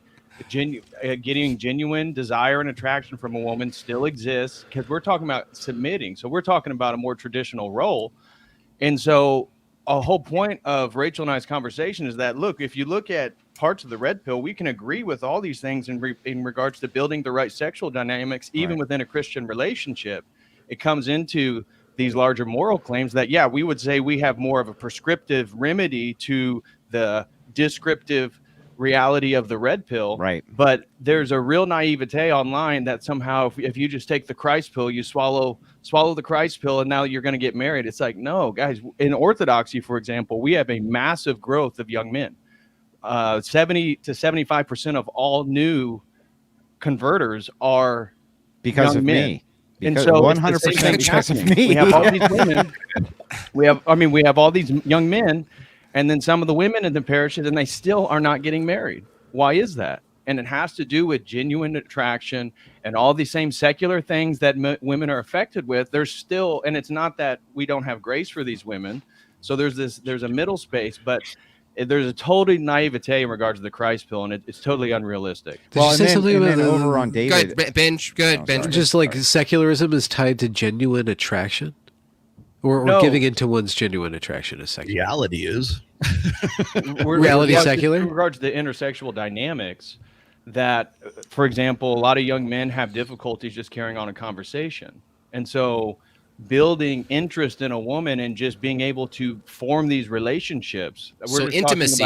These are like secular skills, but all of this is going to be necessary. So when the red pill, I wouldn't subscribe with aspects of what they would remedy the degenerate situation we're in, but we still have a problem with getting young men and getting young women and the women wanting to occupy these traditional Orthodox Christian marriage roles. Rachel May, fat guts. Yeah, even Christian women don't want fat guts. Right. Well, that's the thing is so take a look, for instance, Jim Bob. If you take you and Benj and Rolo all together, right? The only guy here who can match David Patrick Harry in looks is me, right? All of you ugly fucks, not even close. So, but yeah, nice beard, by the way. Fuck you. Tell him, tell him, David, how hard it was for you. Yeah, so I've been a content creator, been an Orthodox Christian, and trying to find a wife. It took me over 3.5 years to find the woman that is like excited to occupy this role and is with my mission. And that's where I talked about aspects of the dating world are true in regards to the red pill, and it's still true with the Christian world, and it's not easy. And so that's where the average Christian guy, that's why they appreciate the content, because I tell them, I get it, guys. Like, it's not easy, even when you're in the church, even when you're around women that want traditional men, because we're still talking about a lifelong commitment. We're not interested in drag the guys. Other stuff. You need to drag the guys from Iron Disciples into this conversation at some point. I don't know if you're familiar with Iron. Yeah, I know those guys. Where are they at? They're in Sarasota, Florida, but they've got their own podcast and stuff. If they're available, they can pop on. Sure. So it sounds like you can send them the link, bro. Go ahead, Benj. No, is the sex dynamics worth the bother if nobody's procreating? If you take procreation out, is it worth the bother? No, that's why they're not procreating. So this is the key, right? So there's the juice worth the squeeze. Yeah, this is the key. If women are willing to wait, if they're willing to hold out for a long period of time to get what they consider whatever this demographic of the top 10% is, this is where you come into the problem. if by the time they are ready to settle down, they're in their 30s, let's say, right? How many children are they going to be able to have versus when they marry at 18, 19, 20, 21? It's going to be a lot fewer, and more of them are actually going to, have stillbirths and have birth defects and things like this. The rates astronomically go up, especially after 28. And if you look into the numbers, if you look at the United States, we're the only developed country really in the entire world that is having an increase in infant mortality. And this is not due to a limited access in medical care, which is what the dumbass progressives say because they're fucking idiots. It's due to the fact that women are having children later and later in life. And so that's one of the key reasons that the birth rate has plummeted, not just because of the pill, not just because of abortion, but because they're having children later and later in life. Yeah. Well, why have kids? Yeah, if you could just coom all day, right? And there's you don't see any or wine cat mom. Wine cat. That's. I think the JP Morgan article said that 45% of American women are going to be single and childless. Okay, by 2030. Can I step in on that one, please? Yeah, go ahead. We'll butcher that one even more. Okay, so that's from the Morgan Stanley. It's called Rise of the She Economy. It doesn't say anything about childlessness because they'll probably still have kids. They'll just be single and have kids. You can actually do that. So I love it when people throw like I've even seen like what Patrick Bet David was throwing that. I'm like, God, what the stop. That was from it was a forecast, Morgan Stanley back in 2018. Yeah. And they were the prediction is that 42% of women that are in their prime working age or demographic, which is 25 to 44, will be single by 2030. It didn't say anything about childless, but like the presumption is that most of them will be. Right. But the idea is that, but remember, you don't have to be married to have kids today because 42% of children are born out of wedlock as of I think 2020 was the last time I saw that stat. It might be more right now. So the thing is, people are acting because of convenience and luxury. They're acting primarily on immediacy and convenience. And so when people make choices about these things, they're basically saying, well, why the fuck would I do that? Right? That's like a 20-year choice. Why would I make a 20-year choice if I don't have to right now? And so it seems to be a massive problem. And like Andrew said, it doesn't matter if you're red pill or secular or Christian, just like David Patrick also said, is that if you don't fix this issue of the values that you put on your life and your decisions, if they're not like in a long-term storyline, like your entire life, like what is your life going to be? Yep. It seems like there's no way out of the immediacy taking hold of men and women, right? So we're both at the effect of this, and luxury, and the irony is that we have this technology where all five of us could get on the fucking thing and complain about it at the same time, but it doesn't. It's still true though. It's like how do I teach my daughters and my son how to teach them how to operate outside of immediacy? I don't know the answer to that. I honestly don't know the answer. Is that impossible, Andrew? Andrew's shaking his head. No, it is possible. Absolutely possible. And I'll tell you why it's possible, because it's a concept that's called grand strategy. And if you've read anything by, was it Robert Napoleon? Greene? No. Well, it comes from that. Yes, that's actually the term, but it's grand strategy. It's seeing the war instead of the battle. Okay, so for instance, and I came to this after doing Fresh and Fit so many times with young women who are like 19 years old and they've got like a body count of like 20 plus partners or whatever, which isn't that uncommon. So it came from dealing with women who are very young, who are like 18, 19 years old, who they're just living in the moment, right? They're what are called temporal provincials, right? They don't care about what happened in the past. They don't care about what happened in the future. Mm-hmm. They only care about what happens right now.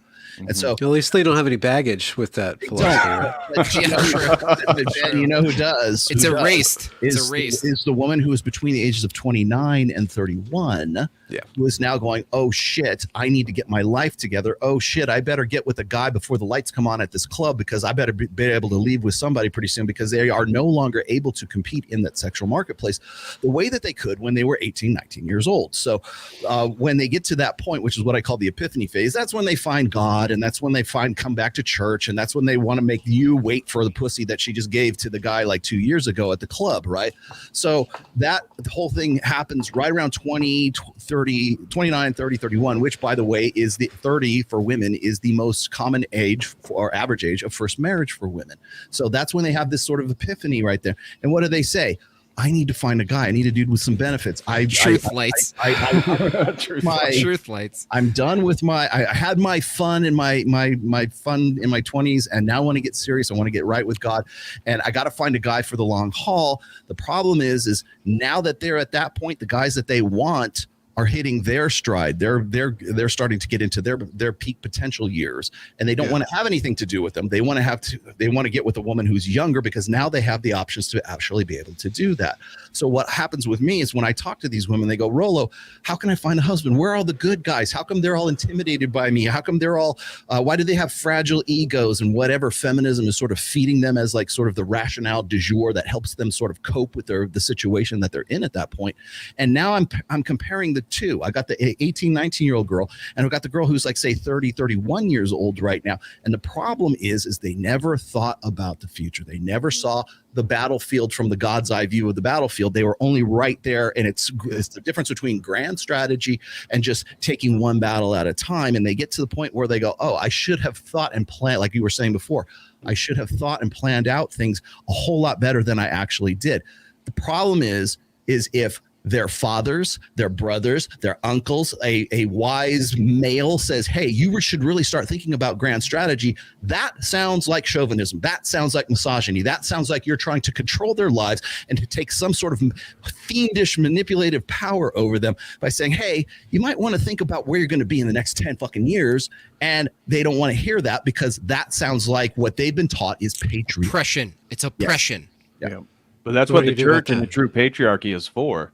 Because the church guides the men, because the men are focused on God, and then the men can actually be the leaders that spiritually lead the family.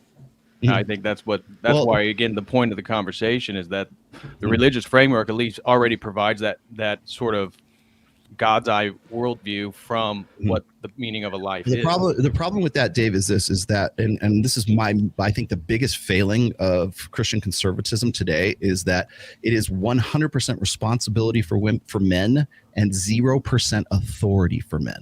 So you have all the, like, I hear Ben Shapiro, I hear Matt Walsh, I hear Candace Owens, you name the guy from freaking Daily Wire or PragerU, and I will tell you it's the same damn story, which is the way we're going to turn Western society around is if men would just take more responsibility. It's like they don't have the authority to enact that responsibility in the first place. So all the responsibility in the world makes who's taking their authority from them to enforce that doesn't make any sense. So like, this is like hypo agency longhouse thinking. Like we don't have any authority, just like assert authority. What's authority? Okay, so you don't have in a gynocentric social order, just what I just said a minute ago. Legally? Legally, just leverage in the dynamic of a relationship. Socially in the first place, because everybody wants to say that a marriage ought to be 50-50, right? Well, everybody's an equal partner or a co-equal partner in this thing. In fact, you'll hear people even they don't even refer to their husband or wife as a husband or wife. They refer to it as their partner, right? So there's this idea that there's egalitarian equalism between men and women. As we were saying before, who should be the leader? Who should be the one who makes the calls? Who's the captain of the ship? Who's directing the course of that family and that marriage and everything else? Now, from a Judeo-Christian perspective, it's the man, right? I mean, whether you read it in the Bible or you just look at it from just simple... And who bestows that on the man? Dimorphism. The man is the one who's providing protection, provisioning, and parental investment for that woman. It used to be, patriarchy, by the way, is a much more balanced system than what we have right now.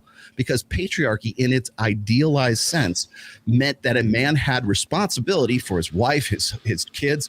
You know, if his kids were like criminals, he was guilty of the crime. If the wife sent the house or sent the business into bankruptcy, he was the one that was responsible for that. But he also had the authority to rule over the wife, for the authority to rule over the children and make decisions for those children and have them defer to his authority. And the authority came from somewhere. This is just I just get a little. I follow you guys up to the point where you say, well, but men don't have any authority. It's like, wait, not now, anyways. Well, where does that come from? Still. We do still have the authority We still because have it. what you call do. egalitarianism, as Andrew argues a lot, is that it's still upheld by pure force. So the men still have the muscle and they're still using it to some minimal extent. It's just that their balls have one of those rubber bands around it, like you do with the cows, and so they're kind of like wobbling around, right? Yeah, but who did that? Like, who's responsible for men not having authority? Men did that. Why? Well, because they fell Laziness? trapped to egalitarian. No, they fell trapped to a false doctrine. Yeah.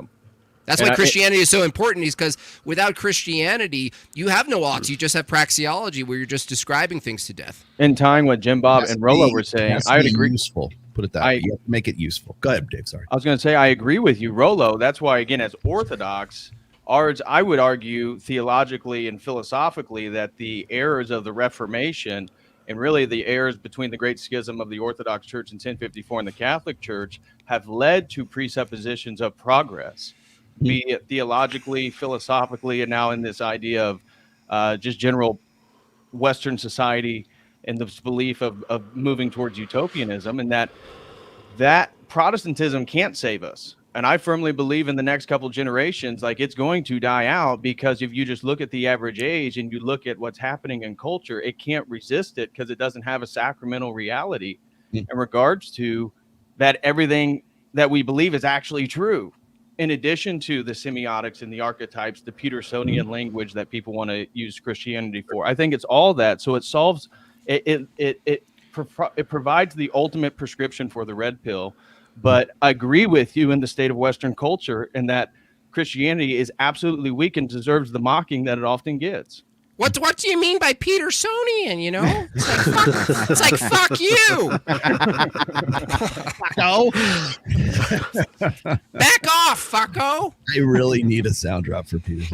I think the big problem, almost what you're saying is true, but there's kind of a net problem, which is that as Protestantism dies, and it is dying, and the reason that it's dying off is because they're becoming secular. People are leaving those churches in droves. They're just leaving them as fast as they can possibly. It was upstaged by more Protestantism. Yeah, like a brighter one with more colors. Yeah, but I mean, it is. They're leaving it in droves, and you see the kind of traditional churches exploding in popularity, and it's not just here; it's globally. It's global phenomenon. I should point out also that this is not just a Christian thing too. This is also for Muslims, for Jews, yeah, for everybody. Yeah, traditionalism. Feminism has gotten into everything. It's like pretty much across the board. And the reason why I can say that is because, like I said, I took about 3 years of my life to do the research and everything for my third book, or my fourth book, which is religion. And my book on religion was really an effort, let's just say, in trying to sort of explain the red pill in religious terms and like why things work. Now, Ben, you were just saying a minute ago, like, secular truth versus religious truth and stuff. Like, the one thing I would say is this: is I think that both can be true at the same time.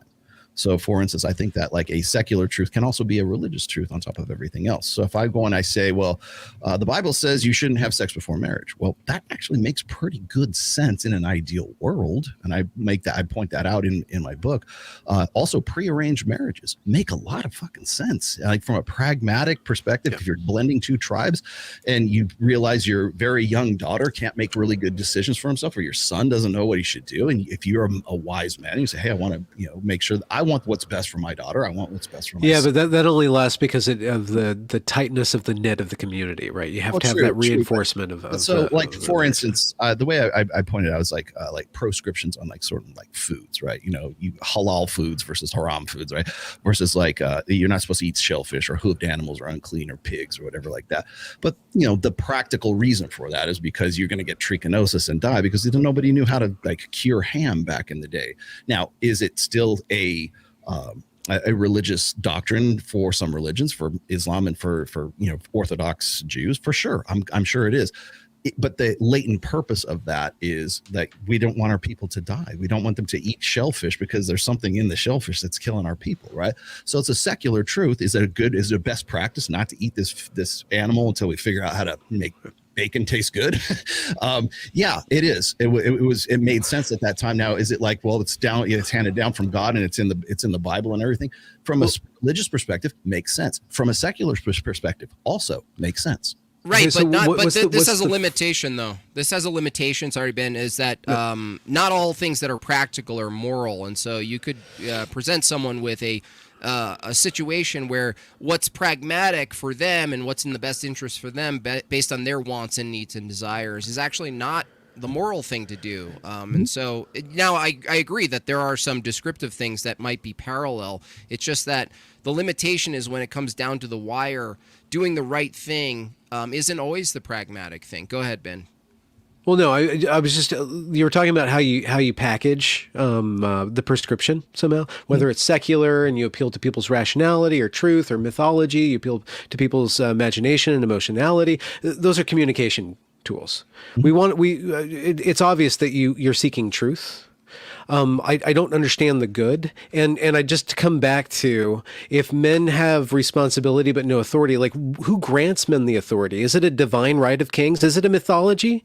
Or do we convince? grants It's violence. men It's the force.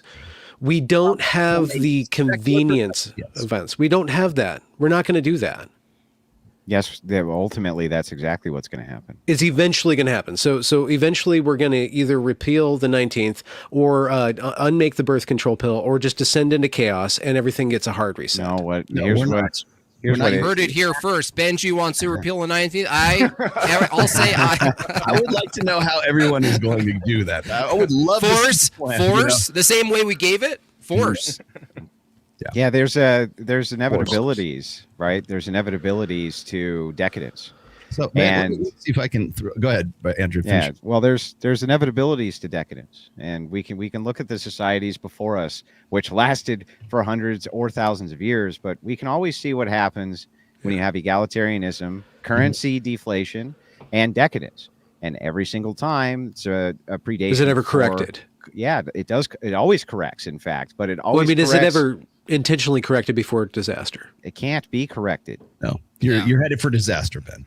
Okay, so okay, I just wanted to know how black this pill was. It's not. Well, it's not a. It's actually listen, white. It's not Got it a. on the It's other not a side. black pill. It's the opposite. No, Just it's- slightly gray. It's slightly gray. Sometimes people really screw this up in their heads. They're like, Well, "What kind of doomsday scenario are you, Mad Max bullshit, are you talking about?" And I always say to them, "Why is it that you would think that a correction coming that eliminates a lot of that decadence? Why would you think that's not the white pill? That's the ultimate white pill. That's not doomer shit. But you That's, can't know? accelerate it, though, Andrew. We don't contrive and accelerate the destruction, right? No. 'Cause Well, you that's don't- where people No, run off. Well, and they go, the whole point is this: you're going to have one of two things, and you're going to have this in every society, in all times, in all places, everywhere, no matter what. They're either going to be decimated by war or decadence. That's what does them all in. Ultimately, in this particular society, all the Western nations, its story, all of their stories collectively are always going to go the same. Once decadence sets in, strong men and totalitarians will rise up and they will seize power every single time. And then a correction will happen, and then comfort comes in, and then when comfort comes in, democracy comes back in, and then egalitarian principles again, and then you rinse and repeat the same fucking cycle over and over and over and over and over, and that is exactly what's going to happen to the Western nations, because we've seen it happen before. We saw it happen during World War II. We saw it happen in the early stages of World War I. The entire 20th century was an entire kind of bird's eye spectrum of what happens when egalitarian societies become too decadent and turn to strongman for leadership. Well, all hell breaks loose and society begins to correct. Suddenly you have baby booms. Andrew, what do you mean by hell? Oh, sorry. I don't chase booty. So what we're looking for is the alternative to this, and the alternative to this is Renaissance. So you can either have this or you can have Renaissance. The women's lib was a female Renaissance, is how they perceived it. This is us finally correcting the horrors of the system and this kind of thing. But if decadence becomes too pervasive, you tend to see Renaissance the other direction as well. And you can easily end up with that scenario. And that's the scenario that we prefer to move and guide to, Well, see, rather than the alternative. This is why the pressure point comes down to like that men have responsibility but no authority. Like, listen, if you want a renaissance, then men have to claim it. You claim it. You Right. perform. There you go. Perform. You make the beautiful. You make the good. You proclaim it. Absolutely. Preach. Keep You going. plant the fucking flag and take it. No, Yeah, yeah, I'm with you. Yeah. See, no argument. I think I'm somewhere between Andrew and Ben in this case. I'm going to quote Coach Greg Adams really quick. Hope is not a strategy. However, hope is a necessity because we need imagination. We need to be able to push forward. We need to think what is possible. And so I'm only going to disagree with Andrew in the sense that I don't necessarily believe in circles, right? I don't believe in like cycles, like in this sense. You've probably seen the meme where it's like, was it weak men create hard times create strong men create, good times create weak men. God, okay, we keep going in this circle. Well, I don't know if you guys have seen any of these movies. I think was it 1918 or something like that. I think it was on, but it's like if you look at what was happening right before World War I, everyone thought it was going to be a quick war. Everybody was just going to have a good old time until they met the first 50 caliber machine gun, and they were mowed down. Just like mowed down in droves, right?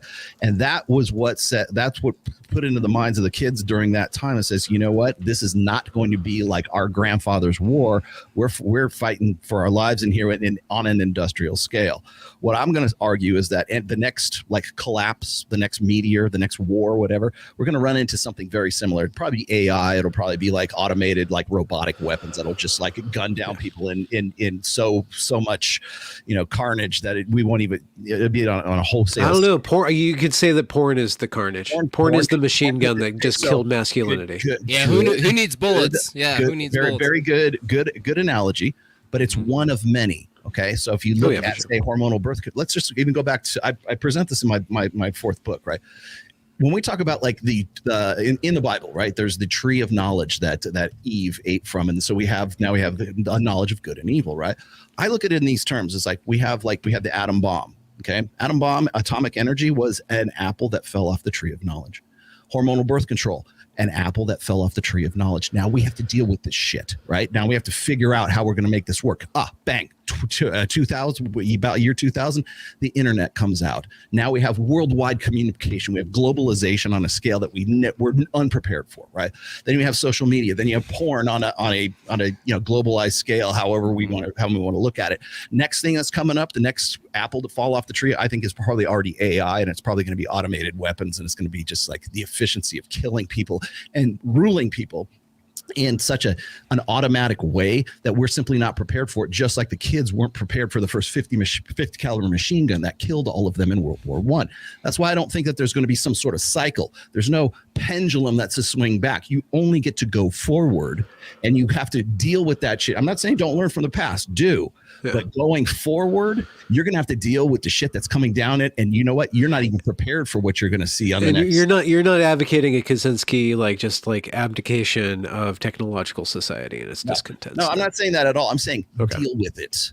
Perform, just like you were saying a minute ago. Yeah. I don't necessarily, I know Aaron Clary is going to shit all over me for saying this, but I don't believe in enjoy the decline. Okay. Because eventually you get to the bottom of the decline. Eventually you're fucked. And I don't want to be fucked. I want to be able to deal with it. And that's exactly the way I teach my daughter and everyone who I have an ability to educate is I'm not trying to insulate you. I'm not trying to tell you how to get back to the good old days or how to back yourself into the future. I'm saying it's now and deal with it. Find a way to adapt. Find a way to kick ass. Find a way to perform. Try to thrive in the fucking chaos. Because if you can't do that, you're going to go extinct. Simple as that. I got to bounce. It's been wonderful to meet you guys. I'm going to reach out to you all on Twitter. Sure. Thank you very much. God bless you, man. And where can we find you, Ben? Benjamin A. Boyce, Twitter, YouTube, conversations on podcasts. If you just want listen to me listening. I don't do as much talking as I did tonight, but thank you guys very much. That was great, awesome. Man. I'd love to talk Thanks to you. Thanks a lot. Appreciate Absolutely. you. I'll reach out. Sure. Awesome. I gotta bounce too. Take care, right, Rolo. Cool. Have a good one. Thanks for popping on the panel. Appreciate it. Thanks, Rolo. I appreciate you. Thanks, Rolo. W in the chat for both Benji and Rolo. That was a great conversation. And we didn't even get to, Andrew, the some of the Well, I kind of did. We discussed the paradox and how there's this immediate unanswerable question to these problems, but there is an answer, but it's not direct the way you think we solve problems in it, like let's say engineering. There is a direct answer, but I'm not going to give it to you until I get on this, until I do this big debate. So. Oh, okay, gotcha. Oh yeah, we don't want to ruin it. But there actually is a shockingly easy answer to this. That after you think about it for a long time, you'd be like, how the fuck did I not see that before? But you'll see. Okay. It's actually shockingly easy. Wait, what's this debate? The suspense builds. Yeah, Yes. build the suspense. Yeah. What's- Well, we'll wait till we tell- get into it, and then they ask me the inevitable question. Well, yeah, we don't have any solutions. What's your solution? And I Mhm. just hand them an easy solution, and they go, "Oh fuck."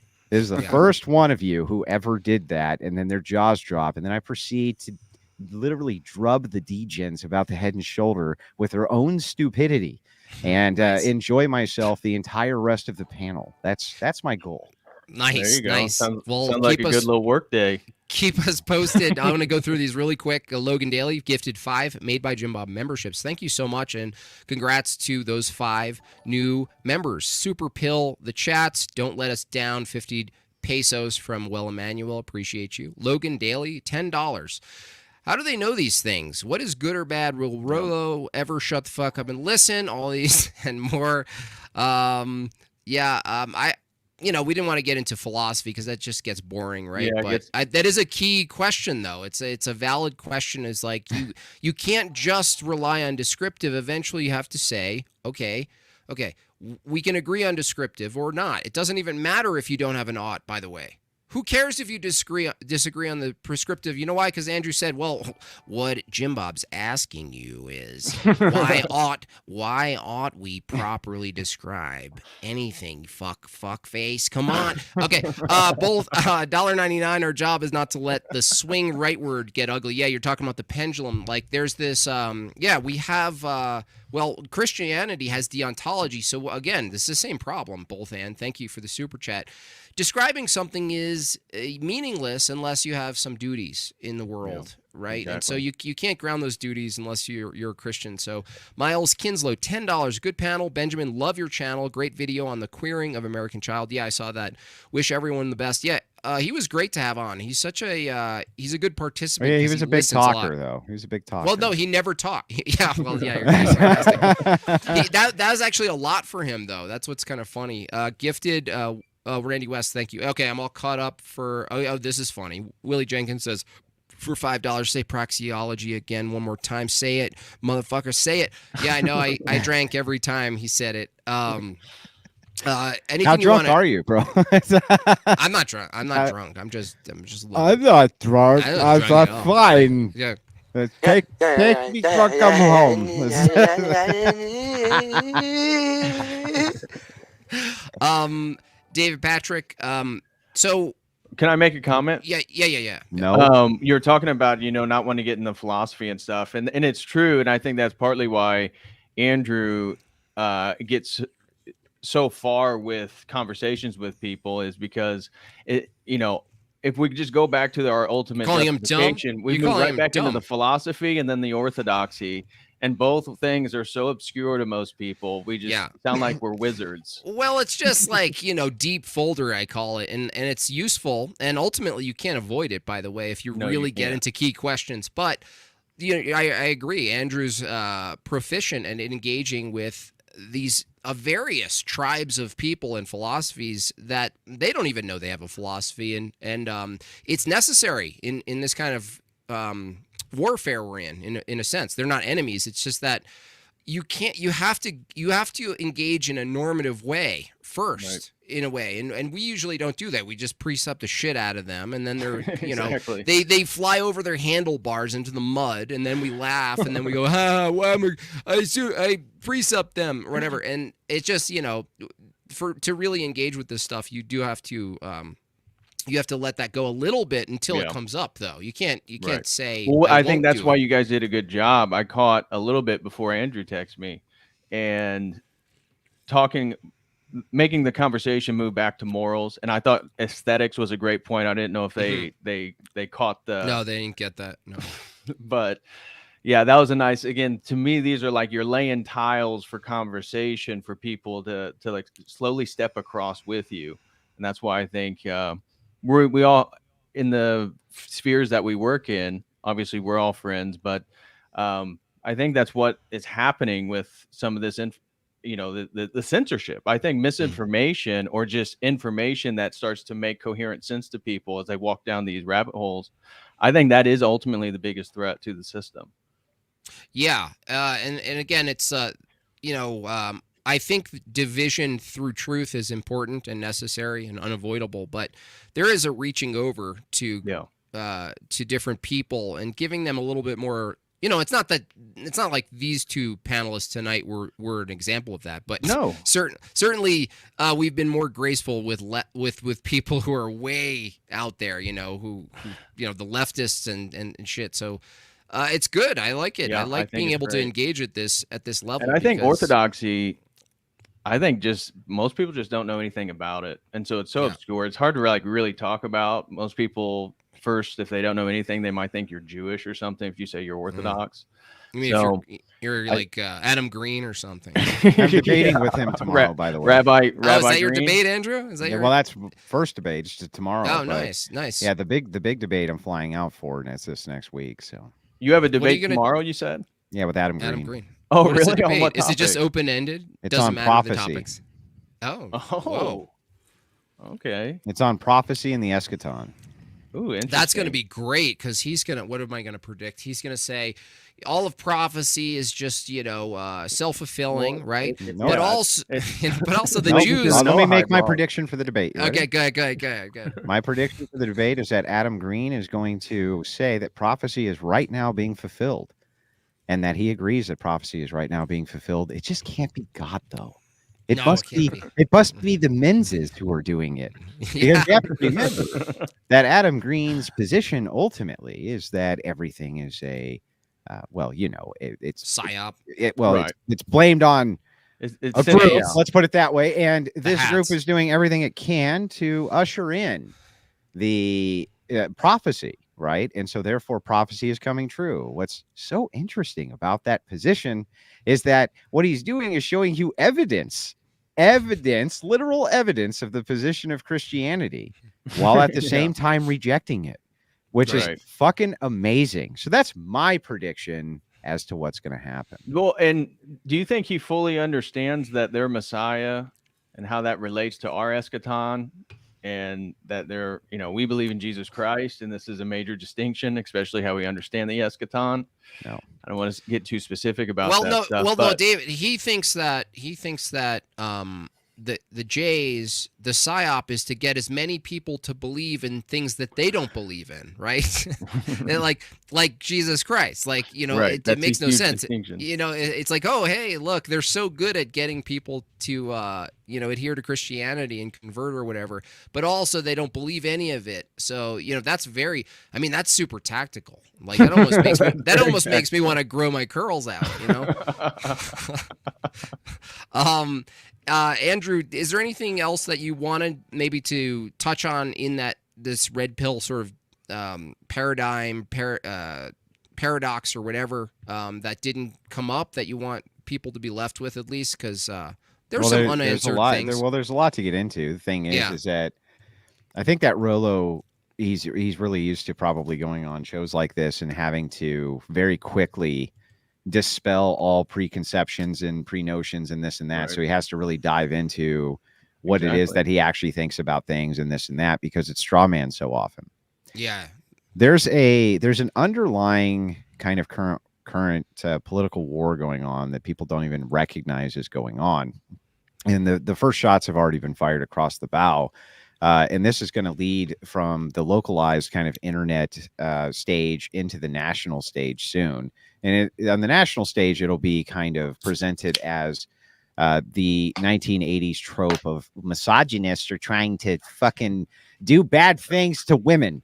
That's how it's going to be presented there. But on the kind of internet side, what's going on is you have Christians who are fighting viciously across the scale with red pillars, and they don't even fucking know why. Yeah. They don't actually even understand why they're fighting with them. They actually fell for the same type of feminist poisoning. And you see these simps all over the internet falling for this poisoning and saying, no, you just hate women. No, you just, Yeah. no, you red pill, you guys who are supporting this red pill stuff, you're just misogynist and evil. And you see a bunch of the kind of right-wing Christians falling for this feminine fucking propaganda instead of just saying, hey, let's have a conversation about this and see what the hell this is even about. And they would end up having way more agreement than they have disagreement, right? The red pillars are happy. If Christians give a viable solution to this, they'll all become, they don't care. They don't give a shit. For them, they're just looking at the data packet and going, if this is the world and I live in the world, then this is how I'm going to live in the world. Okay, right? I have a question to that position, Andrew. So from your view, like, you know, if you get a bunch of red pillars like Rollo and everyone under his umbrella to appeal to Christianity, but it really is from a sort of, like David said, it ends up being from a Petersonian approach. Is that I mean, from your view, David, you've been in Orthodoxy for a bit. So is there something fruitful about using a utility as a bridge? Or is that something that we have to watch out for? Or like, is it like not so clear? Well, I would argue Peterson was a utility for a lot of people. And I've talked about the Jordan Peterson phenomenon multiple times of 2017, 18, moving into 19 before the Benzos, that he led so many people to Jonathan Pageau to this then much smaller realm of thought that they could take all the archetypal semiotic understanding of narratives and stories and the spiritual word that pervades language, and then be like, oh, okay, and then that's what this is actually about. And so I think it is a utility, and I think the red pill, I think, is fertile ground for hope for young men because they're the ones that really need it.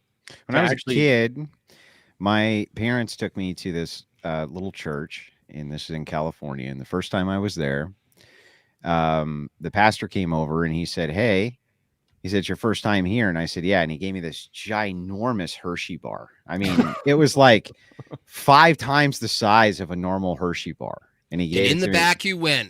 Yeah. So anyway, and he's like, first time here, right? Here you go. Now it's a total bribe, right? Totally a bribe. But I wanted to go the next week because I wanted to get another giant Hershey bar. Okay. And so I went the next week.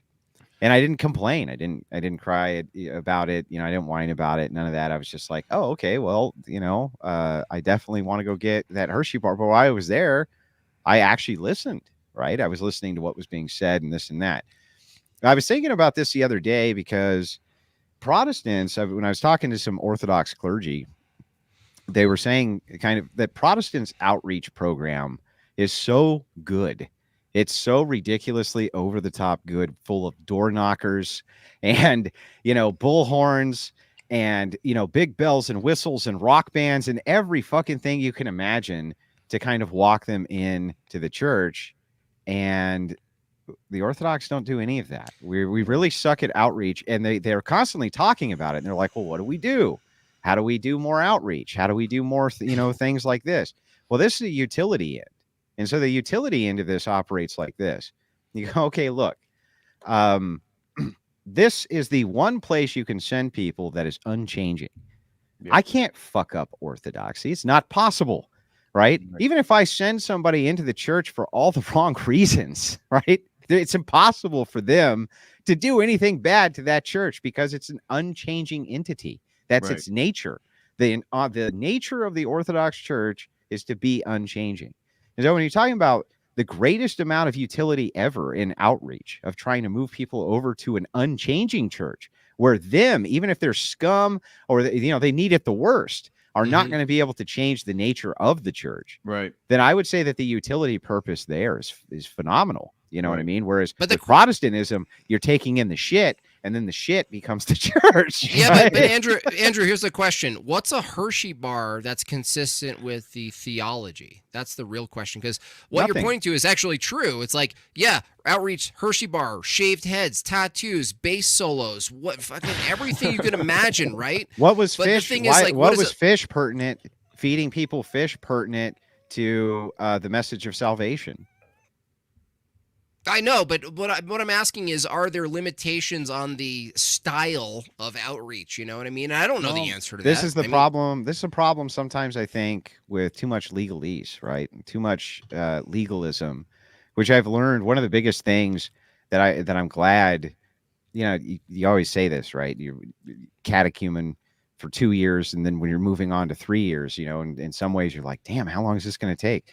But I'm actually really glad it took as long as it did, because one of the things that I learned kind of over and over through repetition is this is not a legalese religion. This is not about legalism at all.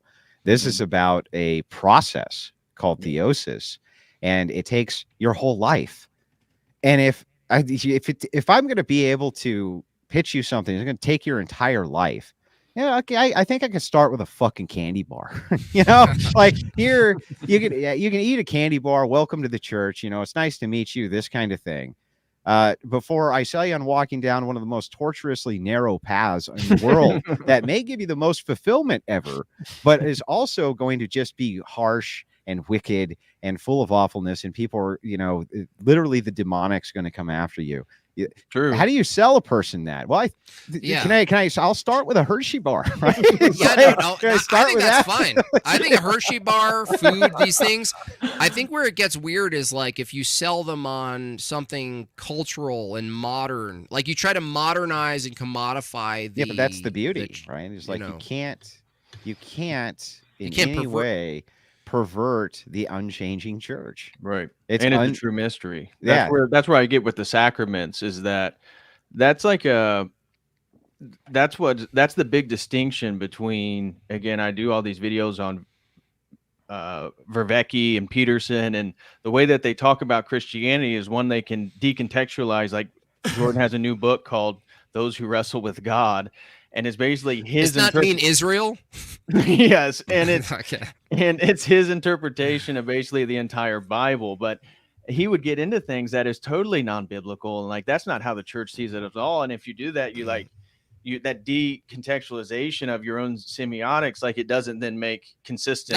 That's what my concern is. Like, how do you know when you're doing that? Like, especially if you're like you have convert zeal, like you're just out there, and it's like, okay, well, we'll sort the rest out later. Like, get them in the direction. Whatever happens, like we'll figure it out. Which I understand, but like, well, like, that's a good point, David. People become so formal, but like I have like some Orthodox bishops, not gonna lie, and some priests and things like this who I talk to quite a bit, just via DMs and emails, and we shoot the shit and this type of thing. They're nice guys. I genuinely enjoy talking to them, even outside of their clergy function. You know what I mean? You call them up and you're like, "Hey man, how you fuck you doing?" You know what I mean? I just got done fishing. Good. They're good people. They're like good guys. But you talk to them in these conversations, you realize they have the same problems that most other churches have. They want to bring people in. They have people who have these missions, and they start these churches in the Orthodox sphere who have, a congregation of 15 people, and they would absolutely adore having tons more people come into the church. But they kind of there's a bit of like, because of the formalization, how everything is so, it's very formal and it's very, the word's not stodgy, but I guess formal is the best way to put it. People feel like any type of outreach or something like that is going to be like somehow bad, or it's going to be taking away from, the experience of somebody just waking up one day and going, God told me to become Orthodox, which is fucking crazy, right? You may do that. That's actually a really stupid way to look at things, I think. You know what I mean? It's really a stupid way to look at this, because the truth is that the reason that young men are pouring in is because other young men go over to them and they're like, hey man, this is great. And this shit over here, this sucks. And you need to stop doing that. And sometimes men will come in and they'll just be like, I'll just come check it out. I'll just come check it out. You know what I mean? And then they stay. And sometimes they come in for the wrong reasons and then stay the rest of their life for all the right reasons. And sometimes that they come happened in. at our church. We had one of the young guys. He was a freshman at the University of Indianapolis. He had a class assignment to go to a place of worship. He just randomly came to our Orthodox church and he stayed there. We didn't even know what he was doing until after the fellowship tells us. And he started coming back, then brought his brother. And they're young men and they get it about what's going on in society. And so it's like, I think social media and what we're doing online, that's partly why the people who have more liberal tendencies hate what's called online orthodoxy, all these online orthodox content creators, because we're promoting what the tradition actually teaches. And it is so appealing to the detritus of Western civilization right now as something to actually find an art and something to defend and something to be a part of. But it is, as Andrew said, way more difficult. It's a continual process. And I think to what Jim Bob was saying with convert zeal, that's a real thing too, because it's like, can be so unique. It's Eastern, it's more mystical, but I think there's a real opportunity. I think 2024 is going to be bigger than 2023, and it's going to be the biggest year of converts into the Orthodox Church again. And I think it's a real opportunity. And I think what we're doing is really actually getting the young men, because most young men are on the internet. Well, the question this guy asked in chat, he said, how do you reach out organically, like out in the public? Yeah. Also without coming across as annoying and preachy? Like, this is a big question, right? I don't have a ministry and I don't want one. And I'm never going to have one. I'm just an online debater who runs an entertainment show. Except for the Skanksorcist. I mean, yeah, well, but that's me making fun of Catholics, though. Okay, that's me making fun of Catholics. But anyway, but people somehow still find their way through that just by asking me kind of, what I believe and this type of thing and what comes up.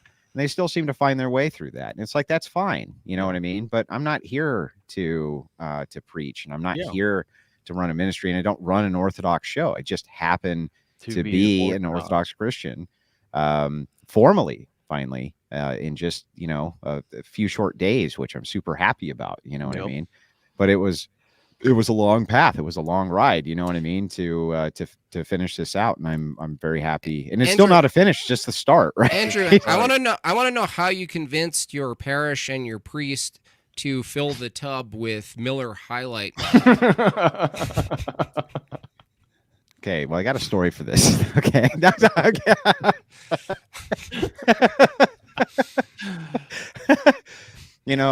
Bob, that was mean. I'll do my impression of you doing me.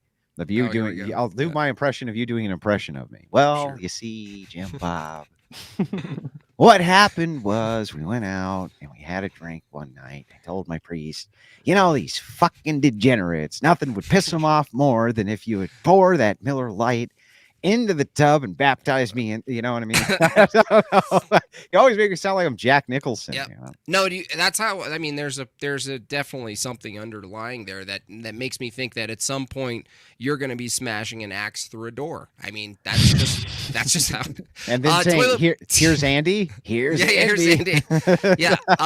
Toilet Bowl says, what are your thoughts about true Orthodox? That's the other sect. That's Joseph. Old calendar. That's not Orthodoxy. Yeah. It's schismatic, and they're not part of the sacramental tradition of the church. They've broken off communion. Yeah. So they may be good people, but that church is not in communion with the Orthodox Church. Correct. That's a dude you debated, right, Andrew? Once, or were you the moderator? No, I've debated with him twice, actually. Okay, that's true orthodoxy. Yeah, we have a third one coming up. Okay. I do have outreach to TOs, and I think that's good. There's clergy who also have outreach there too, because they don't want them to be in schism. They don't want that.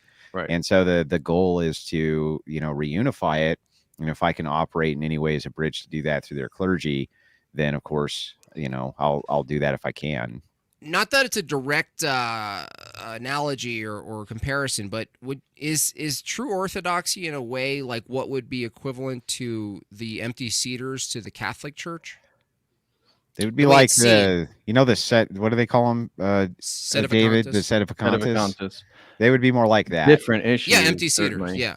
Different But- issue. Yeah, but like Yeah. similar in the way it's seen, not the truth of the matter, but like there's a Sure. main church and then they're basically saying, well, no, you guys did something wrong and we're the minority now, but we're trying to regain it, right? Well, they actually Right. believe that all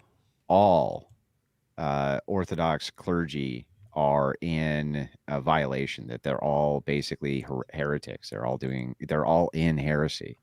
And that was a really bold claim that guy made, and he couldn't back it up when we debated, which was interesting. He just sent me tons and tons of documents, which I've been reading through, and I still like as much as I go through it and ask him, and still, we still kind of talk back and forth. I still haven't been able to get anywhere with that. So, but yeah, I don't really honestly talk much about the TO stuff on the program because Sure. to It be confuses perfectly people. to be perfectly fair, I don't confuses want to people. draw too much attention to that, Yeah.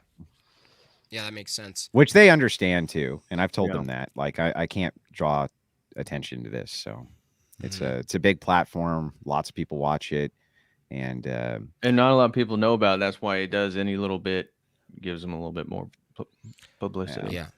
Andrew, now that the guests are gone, were there any super chats you wanted to read that my audience could enjoy or not? It doesn't matter. yeah, let It's up me to you. I can take a look here real quick.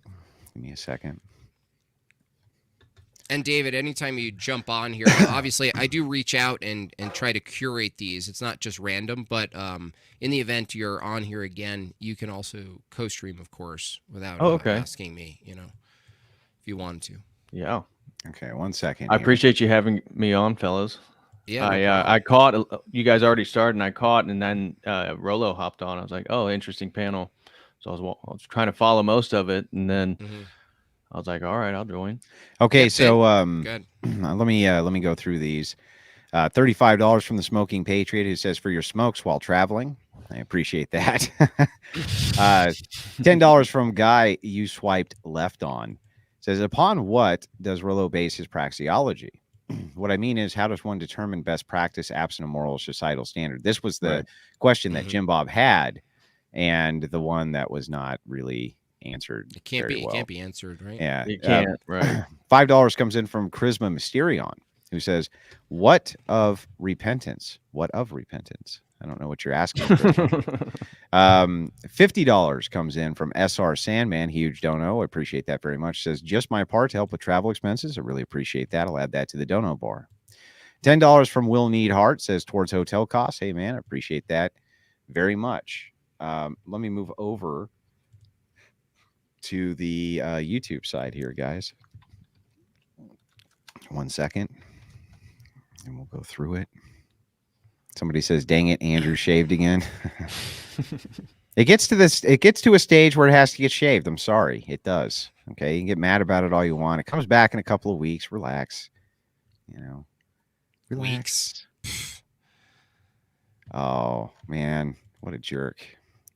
Weeks. What a jerk. What an absolute Wow. what an absolute ass, Just,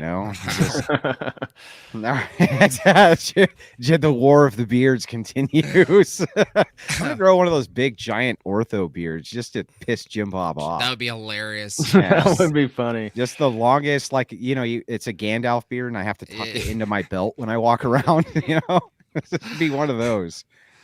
All right. So $10 super chat comes in from S. Mill. It says FNF and Rolo and several others say they are red pill. Brian on whatever says he is a red pill adjacent, but not red pill. I think Andrew Wilson would say he is not red pill. I'm not. Pearl is, but Mary Morgan is not. I don't know what that means. But I appreciate the super chat very much. Very kind of you. Karatokos Estuche. I don't know. I don't know how to pronounce this. For $5 says, somehow I read the title as Coach Red Pill. Well, you read that wrong. 2 hours or $2 from Glenn Lawrence, who says, what is going on here? Just a bunch of assholes talking a bunch of smack. Correct. That's just, it's just a nice hangout Descriptively panel. true. Yeah, it's the praxiology of talking smack. It was praxiological. $5 comes in from Not Bad Video. Says, Red Pill thinks, well, we can't get enough guys to push for the religious worldview that Western society was built on, so we'll take advantage of hoes. there is some truth to that, actually. $10 from Billy D, who says, the Boyce Master is here, the brave genius who survived meticulously documenting the Evergreen disaster legend. I don't know what that means. I think that was his like claim to fame in a way. I don't know the ins and outs, but he lifted off. He's also considered by the mainstream to be like alt-right. Like he was kind of deemed that. The guy Benjamin Boyce, who came on, who was fun. He was actually fun. I'd have him back. He's a interesting guy. $7 from Will Need Heart says, doing the right thing isn't always the practical thing. Jim Bob's right.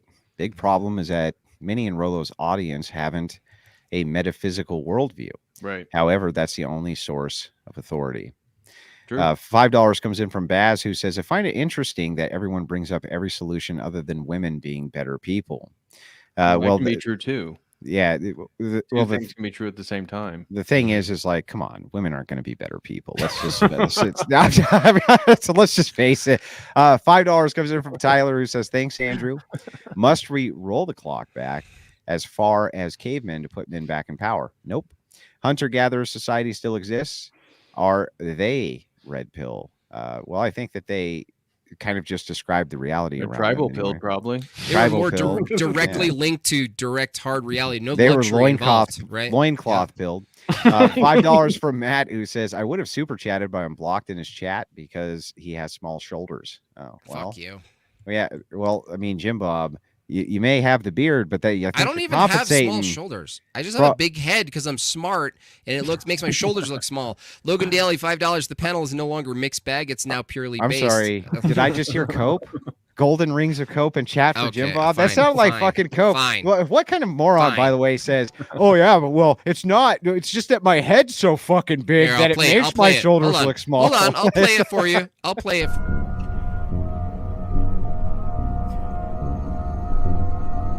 There, you happy now? Because my brain's so big. I have to frame it some way. It's endless.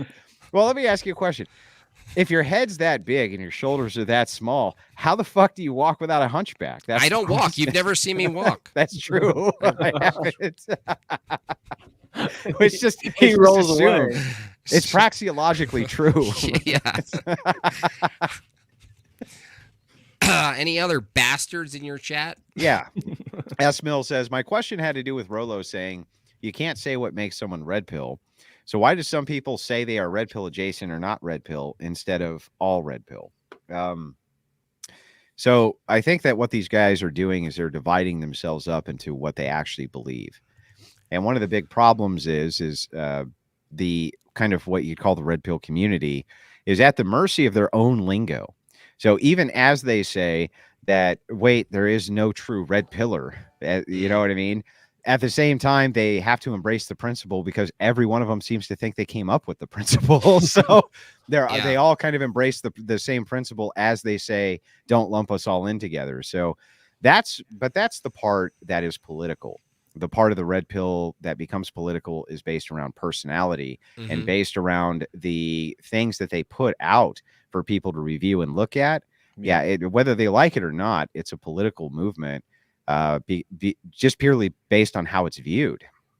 Right. Yeah, I actually, Tristan was commenting. I knew this was going to be too far to bring into the conversation because it'd go into philosophy, but he was saying like, no, the red pill as described by Rollo is as if you're a neutral observer of reality, right? We would just reject this wholly, right? We would just be like, no, but we got into it a little, but we couldn't go further, and that's fine. That's not what this show's for, but it's good to poke at it because that starting point of like, well, describing things accurately, why ought we do that? This is a conversation, this is an argument we'd use with an ordinary secularist, right? And so we just try to prod them and go, well, no, you don't have your, Andrew brought up ontology. Like these praxiologists can't ground their ontology, but they don't they don't need to, right? They just go descriptive and then go off your impulse, which was why I questioned, like, could he actually properly point out descriptively an inversion? And that question can't be answered either because an inversion means absolute truth. Absolute truth means Jesus Christ. And so, that's fine. It's like, you're not going to bully them into a corner. Well, go ahead, Andrew. And the thing too is that remember that these guys use intuitive logic. So they're not using formal logic at all. They're using basically intuitive reasoning, right? Yeah. The same type of intuitive reasoning you would use to, if I get key and I put it in ignition, turn key, car starts, right? There's a logic to that, and there's reasoning which is involved in that. But it's not, these aren't like deeper philosophical underpinnings. So you kind of pass them by with that. And so I've always thought that it was way easier to just kind of meet them where they are. Well, I and think say, if you're maybe using intuitive reasoning, then I'll just frame my argument as intuitive reasoning. It's better. And you can get it. It works I better. think an interesting connection too is if one of our criticisms is actually of Protestantism and these sort of reformative understandings of theology, we can agree with, their description of the part that we're all seeing. But now we actually have something that's rooted historically where that's obviously a leap too far for most people, unfortunately. Especially at this show, it's fine. On this show, it's like, this is fun, drinking beer, hanging out. Logan Daly said that he came over here to side with me on Jim Bob's shoulders for $5, which was, by the way, I mean, I want you to know that the Golden Rings of Cope basically haven't stopped in my chat yet, Jim Bob. The Golden Rings of Cope are here's continuing. the thing. Here, to everyone over at Andrew's side, the only way these shoulders get bigger is if you fund it. And right back over here they come. But if you stay here and you fund this side of it, they just get more narrow. We can make fun of them more. They just apparently get narrower. It doesn't matter what the reality is. This guy says, he pops in, he's like, "Where's Grandpa?" Grandpa. Where's Grandpa? Grandpa Tomasi, tell me what it was like to have sex when everything was black and white. That's funny. Tell me what it was like. I didn't know he actually had a ponytail. That's like my go-to joke. And he was like, "What?" And he like flipped it. I was like, "Oh, yeah." shit. He was like, "I'll take it out for you." That's pretty funny. What was it like? Unconventional. There it is, just like that. You see how that works? Shoulder affirming fund. Yeah.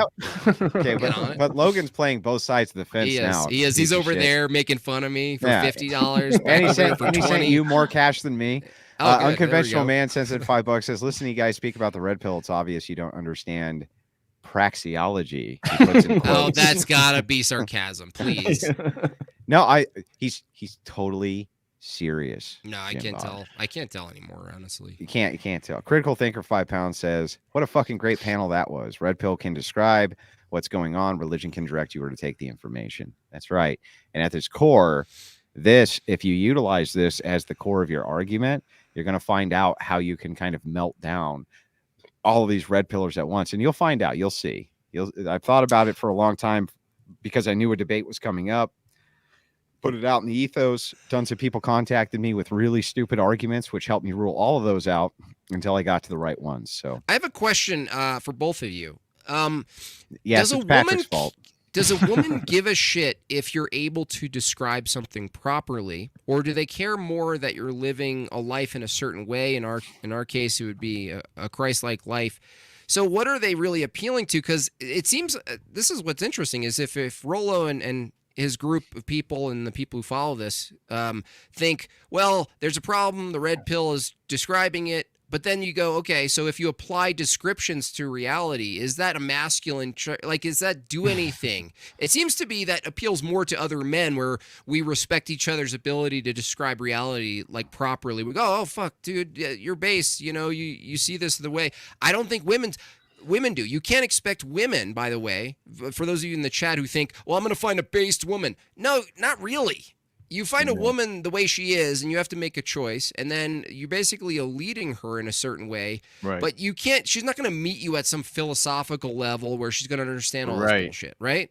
Absolutely. That's a big one. I've talked with guys, and they're talking to girls on the first date about the energy essence distinction. And, fuck that. What are you doing? What are you doing? Stop. By the way, Matt sends in $5 and says for Jim Bob's shoulder pads. So send that over. Yeah. Thanks, Andrew. Send that over. For Jim Bob's shoulder pads. Okay. Yeah. Well, I mean, I don't know. I'm the worst. I'm glad I don't have to do any of that shit. I would be the worst person in the world at it. I have no fucking idea what women want. I have no clue. Absolutely no insights whatsoever. It'd be the worst person to ask. I don't even know what the fuck they're talking about half the time. I don't even fucking know what you're talking about. So It's I'm the worst person ever for any of that.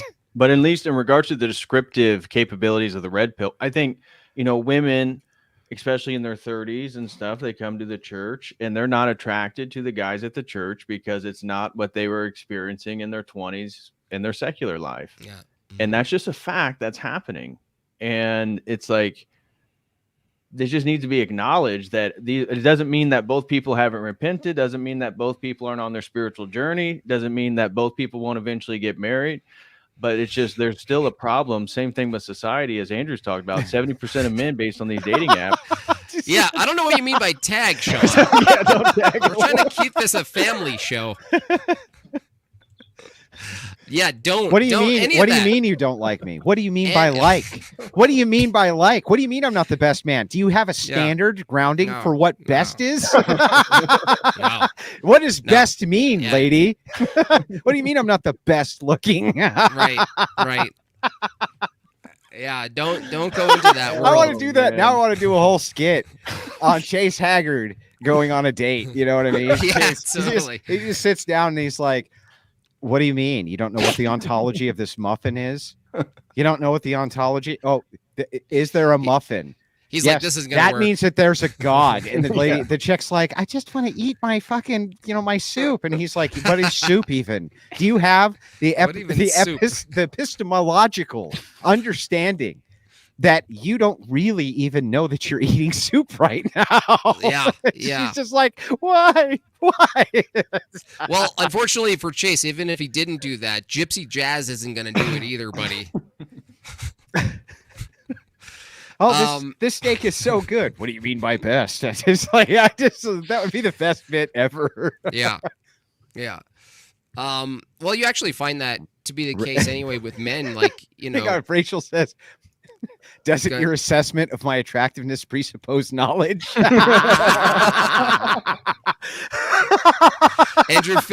Tristan says Andrew figured out why Chase is not married. Yeah. Doesn't your knowledge of my attractiveness presuppose knowledge? That's I could hear him saying that in his voice. So real. That one got me too. I'm sorry, but that was fucking funny. Oh, man, ruthless. Yeah. Love well, you, I mean, Chase and me. Chase, this is it. Tristan This says, is Chase is the the Chase says to me, we have this great pastime, me and Chase Haggard, of every time we see each other, ruthlessly talking shit to each other for about 3 days straight. That's been like roughly 3 days straight, right? And then, after that, I find, they see you later, man, and, have a good day and this and that. But Mm-hmm.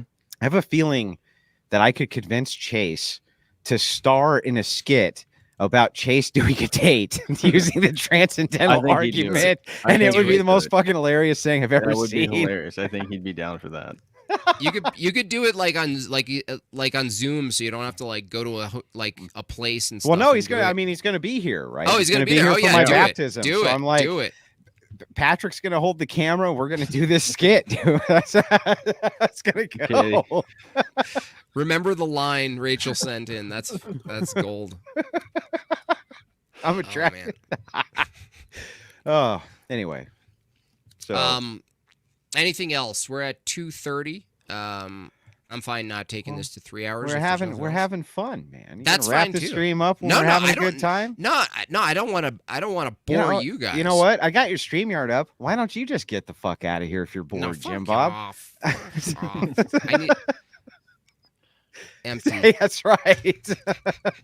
So, Patrick, what's going on with you, man? What's new? Not much, bro. Just same old thing. Just working. Same thing, man. How Got a bunch of far? sponsored streams? How far are you away from me being able to call you Dr. Harry? My goal is to try to get it done by May if possible. So I'm trying to Damn. kick some ass these next few months. But Is may AI going to bleed write into- your doctoral thesis for you? Do what? Are you gonna have AI write your doctoral thesis? No, can't do that. It really can't do that. Even if you had a Chat GPT-4 subscription, it won't actually write because it can't cite. So to write an academic paper, it has to be so many citations. They can. You not to the same degree. Like I was using Chat GPT-4 to see what its capabilities were, and it could get a few databases. It kept pulling from medical journals, but I was prompting it to be like a philosophical professor and do all this different stuff and to write out but it's really good at consolidating information, providing overviews. I think that's really the ultimate benefit right now of AI in regards to knowledge gathering is prompting it to choose a topic and prompting it to write it out in an academic format of like an overview of how you would present the information. What's DPH's deadlift? Deadlift. I really don't do all like single reps. I actually had an accident probably back when I lived in California. Just squatting, and when you're young, you don't really stretch and prepare and warm up, and just doing too much weight. And I was squatting, and it was like 3 plates, and I just hadn't warmed up enough and tore my left hamstring, and never again. So I do a lot of higher rep stuff, even with deadlifts, just throwing on a couple plates and doing like 15 to 20 reps, just repping it out. But I mean, I could single poles. I mean, could easily do probably 3 plates. How much weight is that? That'd be 90, 135, 270 plus the bar. So around 300. High Okay. 200s. Somebody said he thought you could easily do 600 pounds. 600 pounds? No way, dude. That's like professional powerlifting. Seems like a tall order, doesn't it? Seems like a real tall order. Seems like a tall order. So, just saying. Anyway, well, I don't know, man. I just wanted to catch up with you. I hadn't talked with you in a 3 while. plates with the bar. Now, I just don't really do a lot of low reps anymore. I want to be able to jump and run when I'm 60. That's my goal. What are you trying to say? I'm not going to be able to jump and run when I'm 60? I mean, I didn't want to cast judgment, but is that what you're trying to I'm say? kidding. You know what's going to happen? You know what happens? This is what always happens with the Wilsons, right? Around all the health nuts and the health gurus and the workout nuts and this and that. And we're like 75 and we're still walking around and we're still smoking our cigarettes and we're still drinking our booze and you're all fucking dilapidated and fucked up and this and that. And we're like, see, you shouldn't have done any of that shit. That's how that ends up working. He looks skeptical. He doesn't look like he believes me at all. You mean like it's like hindsight? You're just like, oh man. should have taken better care of your. That's what my spouse and I are. Go ahead. $20 from Circle G. Thank you so much. My spouse and I are friends with some of the single women at our parish. They are frustrated with the young men because they don't have real hobbies or skills, and they want to know these guys have prospects and goals. So that's what's attractive, isn't it? Like a passion, a passionate man with a dedication, of course, to God, but secondary is his skill set, right? So Amen. What is the skill? By the way, just to remind you all, the skill can't be delivering the transcendental argument. Yeah, exactly. Don't that do will not that. make you money. That'll have the same effect on women that Ben Shapiro has. You don't want that. Absolutely. No, I have a feeling that Ben Shapiro's a chick magnet, honestly. Oh yeah. Yeah, well, He I'm wants currently to the be. number 1 rapper in the world. Oh, he's going for it, man. He's like, well, I have another shot. I have a leather jacket on. I'm going to start rapping. Who knows what he's into? I do want to see if he sits down in a normal sized chair if he kicks his legs. I do want to see legs out. Yeah, well, I do. I want to see if it's like the high stool thing, and his legs are just kind of kicking.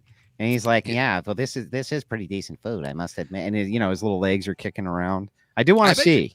I think you're going to go head to head with him, or at least panel Andrew at some point. Maybe at some point. A year. I'd predict a year. At some point, but I won't do the Destiny thing where I kiss his ass. No. No, don't do that. Meth I won't do the mouth. Destiny thing where I show up and I go, now, Ben, I think that you're one of the most intelligent people that I've ever heard speak. God. So this is how he started. This is how the Coomer King starts, right? Oh. You know, and his lower jaw doesn't move because Mhm. he had taken his Advance or whatever, his Avance that morning, his legal Doesn't meth. move because it's open He's breathing. like, I got to Right. tell you that Right.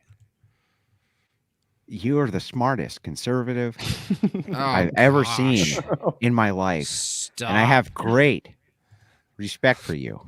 So much respect for you. And I'm looking at this and I'm like, you fucking suck. You kiss ass. You know, the once in a lifetime opportunity to go and finally take it. This guy you're talking shit about all the time. Mhm. And he's right there. He's across the table from you. And he opened with, well, you're just the best. You're just the great. And I'm just like, what a bitch, you know, that's the time to bring out the blood sports. You know what I mean? That's the time to really dig in. You're never going to get another shot at it. Who is that? That was Destiny versus Ben Shapiro. That was okay, an attempted manipulation, right, Andrew? Like to use what do you call it? Like flattery and shit like that to soften the opponent in some way. Maybe, probably. but I mean, he seemed like he meant it. You know what I mean? And then there was Ben. Ben was sitting there, and Ben was kind of always leaning back away from Destiny, like, I don't want AIDS, right? So he was always just kind of perpetually kosher. leaning. Yeah.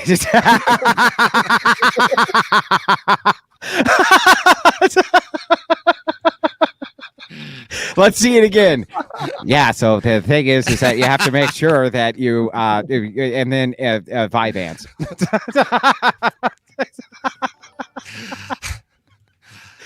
Oh, But anyway, so he was just kind of leaning back the whole time, like, I don't want to get HIV from this guy, basically the entire time. And it was just, it had millions of views, and I watched it and I was like, why? I've heard get it. better debates than this from these two guys, literally on 50 sub channels. You know what I mean? It was awful. The whole debate was awful. yeah. Do you see Vyvanse. this? I don't know if I'm right about this, but it seems like the mainstream. So the subculture of politics and all of this, like blood sports that you've been a part of, Andrew, is kind of elevated in the ranks, but it also seems like the mainstream is lowering its legitimacy, and it The seems chat's like they're demanding meeting. you show the Destiny. Oh, They're yeah. demanding it. One more time.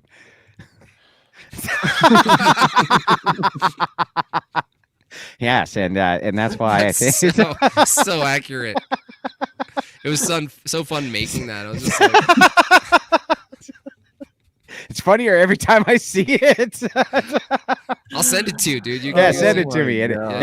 It has to come That's up from hilarious. time You, to you have time. you have your stream deck, so again, I'm gonna start sending you a bunch of shit. Yeah, to I'll just use. I'll hit the little button, the stream Yeah. deck button. I Yeah. do have the stream deck now. Oh It's my great, dude. You gosh. gotta use it. You gotta use the shit out of that. It's the so Coomer, fun. the Coomer Gremlin King. Uh-huh. It's just bottom jaw moves and nothing else. That's It a was- real thing, dude. I've seen it in person with other people. It's a real phenomenon. So What? not it. It's still funny. real. It's still It's funny. real. Dude. It still hasn't gotten old. Play the sound. I don't have the sound effect linked up yet, so sorry. Yeah, we'll get the sound on it. We'll get the Yeah. sound. Anyway, so yeah, anyway, the whole debate was basically, I agree with you. No, I agree with you. No, I agree with you.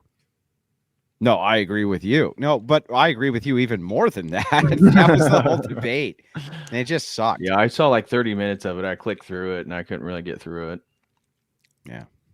Yeah, it was not good. That's why people were like, "Are you going to review this?" And I said, "No.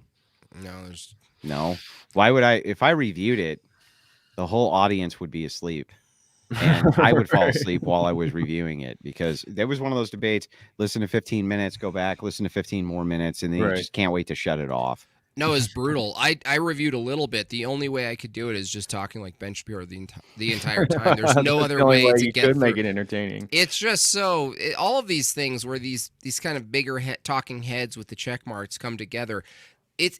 They're always talking from the same framework, just opposite sides of basically a false dynamic or a false binary. Like they don't have any. They're not really pointing towards something other than, well, my version of liberalism is better because it's cleaner. Like we shower more. That's essentially what it ends up being. You're like, okay, great. I'm for showering. Great. But in the end, it's nothing. It's classical liberalism versus more liberalism. And then Ben Shapiro's like, well, my gays are better. My gays are better. They have less. My gays have less AIDS. It's like, okay, great. What a win. What a win for culture. We want them to have designer babies, but not what we want them to be, from Christian households. Yeah, and then Christian gay men, and Christian gay couples. gay men getting them. That way we don't have so much degeneracy in our culture. But the criticisms of the Enlightenment, I mean, that's where, like, by showing people the ridiculousness of like neocon conservatism, I think that is incredibly beneficial and continuing to. There is a momentum. Everybody that makes content knows there's a momentum online. X has certainly revealed that in the shift of the Overton window, but that's where it's like we're actually critiquing something that has fallen apart. And that's where I think the Orthodox appeal is like a rabbit hole for people that have been on this sort of journey for a few years. And it's not something to kind of beat people with until you kind of lead the steps to why that might be logical. But to Andrew's point, we also do need better reach out in regards to just broadcasting it so more people know about it. Column Rock, $5. Thank you so much. Exactly. The red pill push is money, muscle, game, but women seek purpose, and that's where the Christ pill comes in.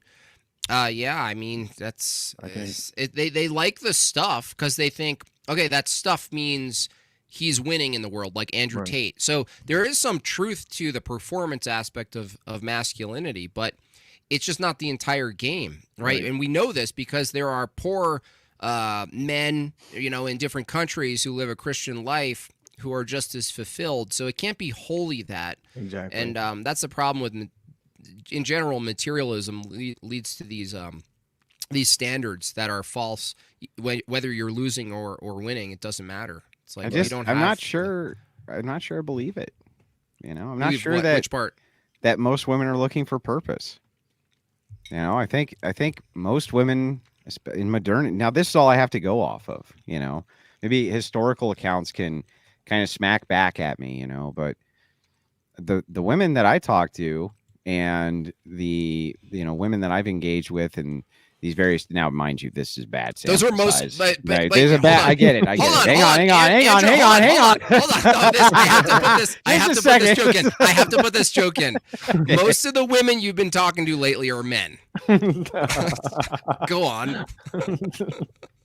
Yeah, but I feel like those ones are looking for purpose. Yeah, because they're men. Because they're men. But anyway, but this is what I'm saying is like I'm not that sure that they're seeking purpose. I'm not sure. I think all the men I talk to always seem to be. They're always, they're kind of looking for that purpose-driven life, as it were. You know what I mean? But not so much the women. They're just kind of like, what's the old say? What did they used to say about this? Just kind of dumb broads eating hot chip or whatever. Is that what they're just? When I talk to them, I'm like, what the fuck do you want? They don't even know. So I'm just like, at this point, I don't even Isn't care. the question, Andrew, like actually you're pointing to something true and probably something we should consider is that you're not supposed to, as a man, consider what they want, but when you give them the children, they figure out what their purpose is, and then it ends up being what they want, right? It's not like you go, well, what do you want? I'm the man, and I just want to give you everything you want. Like, this is, I don't know what happened in the last 100 years, especially in America, where the depiction of a man is this like groveling fool who's delivering the world to the woman, and you deliver the world, and the woman follows you because you deliver. It's not to them. They're not a princess. You have just kind of hundreds of people I talk to from around the world all the time. And of course, you know, they're mostly men. And a lot of them are younger guys, and some of them are fucking hilarious, which is why I enjoy talking to them, right? But when they kind of talk about their angst, they kind of talk about the things that they're upset about. They don't really sound like they really like the company of women that much. And the more I talk to them, the more I kind of realize, yeah, I fucking wouldn't either. Like it, you know what I mean? The things that they're describing that they're seeing anyway, they're just like, I don't want to be around these fucking people. They're just so awful. And I know, Patrick, you've said, you know, when it comes to dating and things like that, yeah, a lot of them are pretty fucking awful, regardless of even Well, I don't know even if I want inside. to say a lot of them, but certainly there is a considerable amount that you know, trying to connect with a woman. That's why you have to focus on your passion, because it needs to fit your lifestyle and like where you're going. It can't be like you accommodating and like this kind of like you turn around and meet her in the middle with everything. And that's where, Negotiating. yeah, that's where I agree with Jim Bob. And I don't know if women are so much looking for purpose, but I think a man, point to your joke, the point is that a man certainly needs to be focused on that. And I think women, Even to if they have use a tits. general category, it's security. And so that can come in different ways. It could become because not that you have anything, but just because she trusts you. It could be because you have a lot of things. There's different ways in which a woman can gauge what security is. And that's where you get her to, but you have to set boundaries. And, you know, like how many men are ready to get married and provide the things that we would all agree that a husband provides for a family? And that has to be.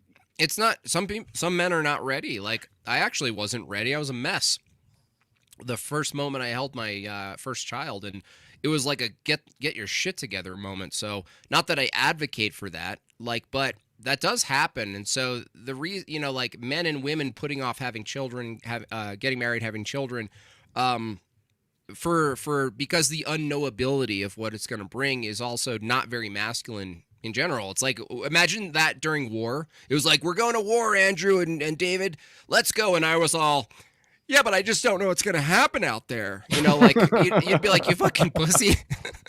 Colin Rack says for $5, he says, I'm saying they stick with a man that has a purpose. Yes, The money, agreed. muscles, and game just gets their attention. I see. Agreed. Kyle says for $5, I like my women like I like my Jim Bob's shoulders narrow. Oh, fuck you. Fuck. Narrow. He said narrow. That's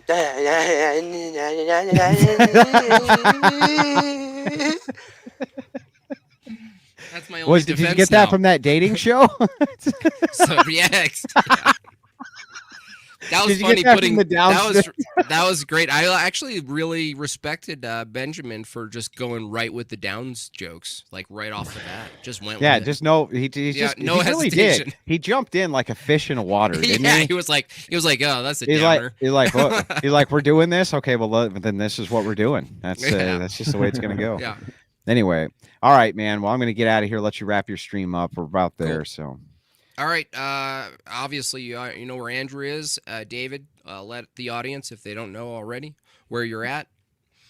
Yeah, YouTube channel Church of the Eternal Logos, and website my name davidpatrickharry.com or churchoftheeternallogos.com. You can find more.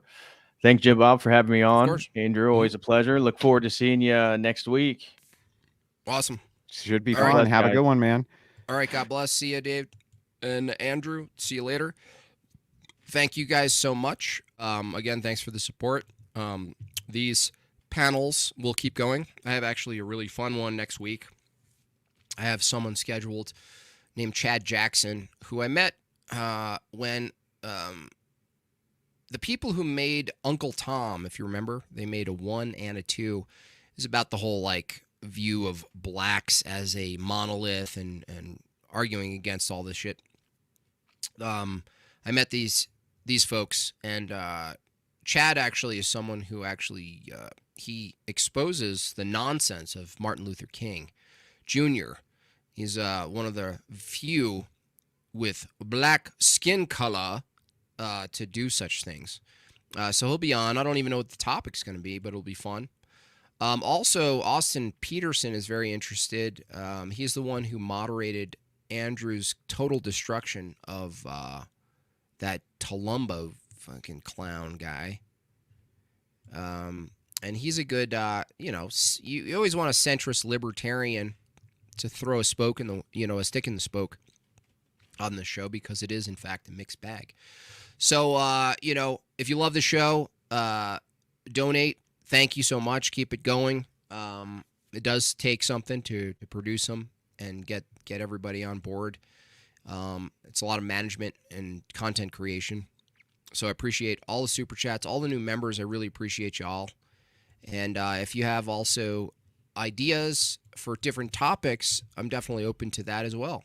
And for sure, finding people who can hang on the panel, right, with differing views. We will never go as low as Leo Filius or not based cringeworthy guy. So we'll be doing that. So let me know. Sodomite Libertarian. Well, you just gotta, they're where they are. But it's better. She made me it's really delicious, actually. Like the moment Megan brought this meal up to me, I just became completely uninterested in anybody. I was uninterested in the chat. Didn't care about the guests. Didn't care what the hell Andrew was saying. Didn't give a shit about any of it. Sean says, thanks, Jim Bob. I'm off to the bar. Try a new syllogism to pick up women. Yeah, I really want to get people to get that. You cannot expect, like I told this story before, sometimes I'll have some weird philosophical idea, and it'll be like 11 o'clock, and, Megan and I will be watching another show of retards trying to date, and I'll say something, to her, and she'll just look at me, just blank stare. Just, what are you talking about? You think being a mom requires me to know what epistemology? What are you doing? Stop it. But she doesn't say it. She says it with her eyes. And I go, oh yeah. There's no expectation. You should not, as a man, expect the woman to engage with you at some high philosophical level. It's not their interest. It doesn't turn them on. They don't go, let's have babies. I'm so glad you brought up the ontological argument for fucking whatever the shit. They don't care. Don't make them care. Don't force. If you were really traditional, you would understand the fucking church fathers. Just stop. Don Juan Plagus 4.99. Thank you for supporting. Let's get a little train of support for the show, please. Jim, saw you the Andrew stream. RP can't be praxiological. Rollo is empirical, and praxiology is a priorical. Interesting. Praxiology was built on libertarians. Low L. Yeah, I didn't want to debate him on that stuff. I did go through a short phase of praxiology and all that stuff. And when it really comes down to it, it comes down to the question, and I'm glad I asked it. I'm glad it occurred to me, only 3 beers in, that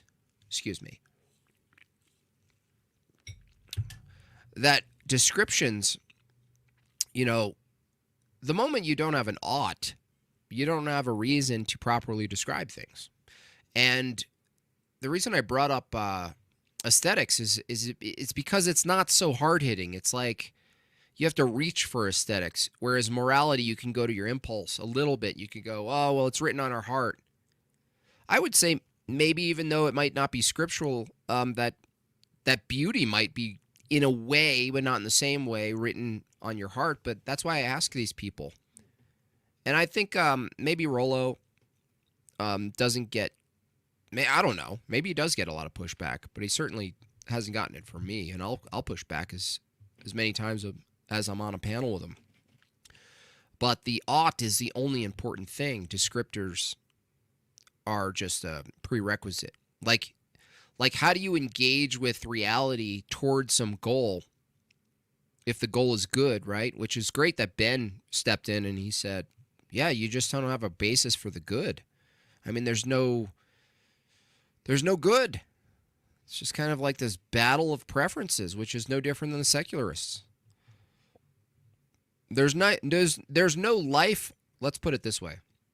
From the praxeologist standard, there's no life worth living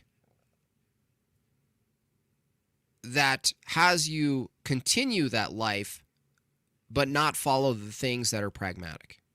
So living a good life will be challenged at some point, or maybe not. But we could be challenged in a point where we have to live a life that's good in the face of it being practical.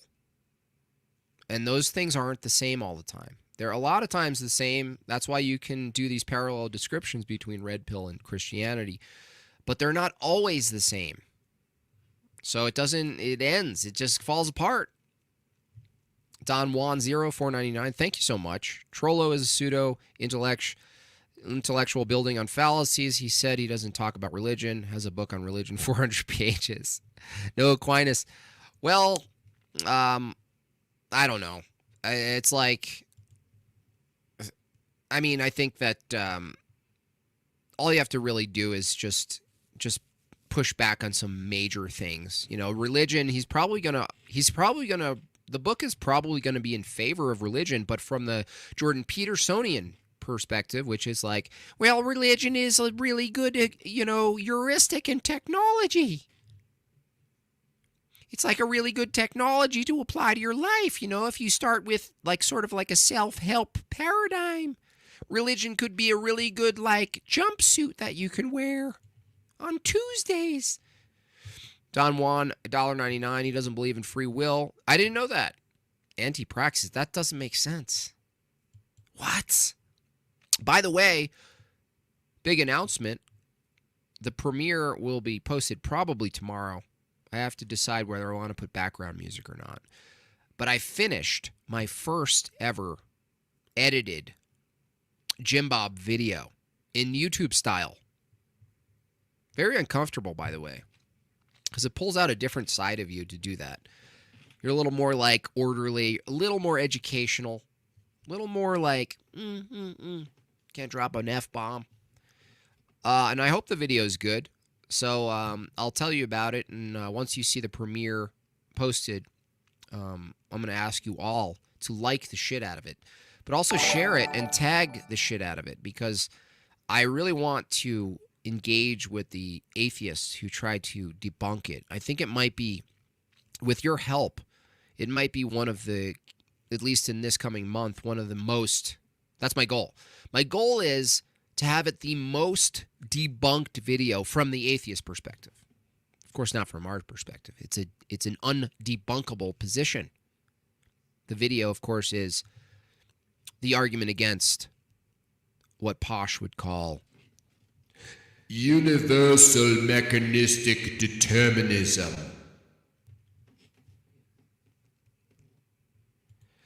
Lil Omain, shout out to Lil Omain and all the mods. Big W in the chat for all the mods, please. Jim Bob Barricade was so uncomfortable knowing he could have been raided yesterday. He was uncomfortable? You mean that he didn't know that you have to kind of like put down the fence or something? The digital fence? Most people don't know it. I don't even know if I'm raidable. First person, $2. Praxiology of the abyss is abysmal praxiologically. Doesn't make sense. That was another point that I sort of, was like, oh, cool. I think that might be another good point from me, which was this. If the red pill position praxiologically is describing the problem of like the sexes, right? The engagement between the sexes. Like we said, if describing things accurately isn't really the thing that's going to turn a woman on, right? You're like, oh, maybe poetically.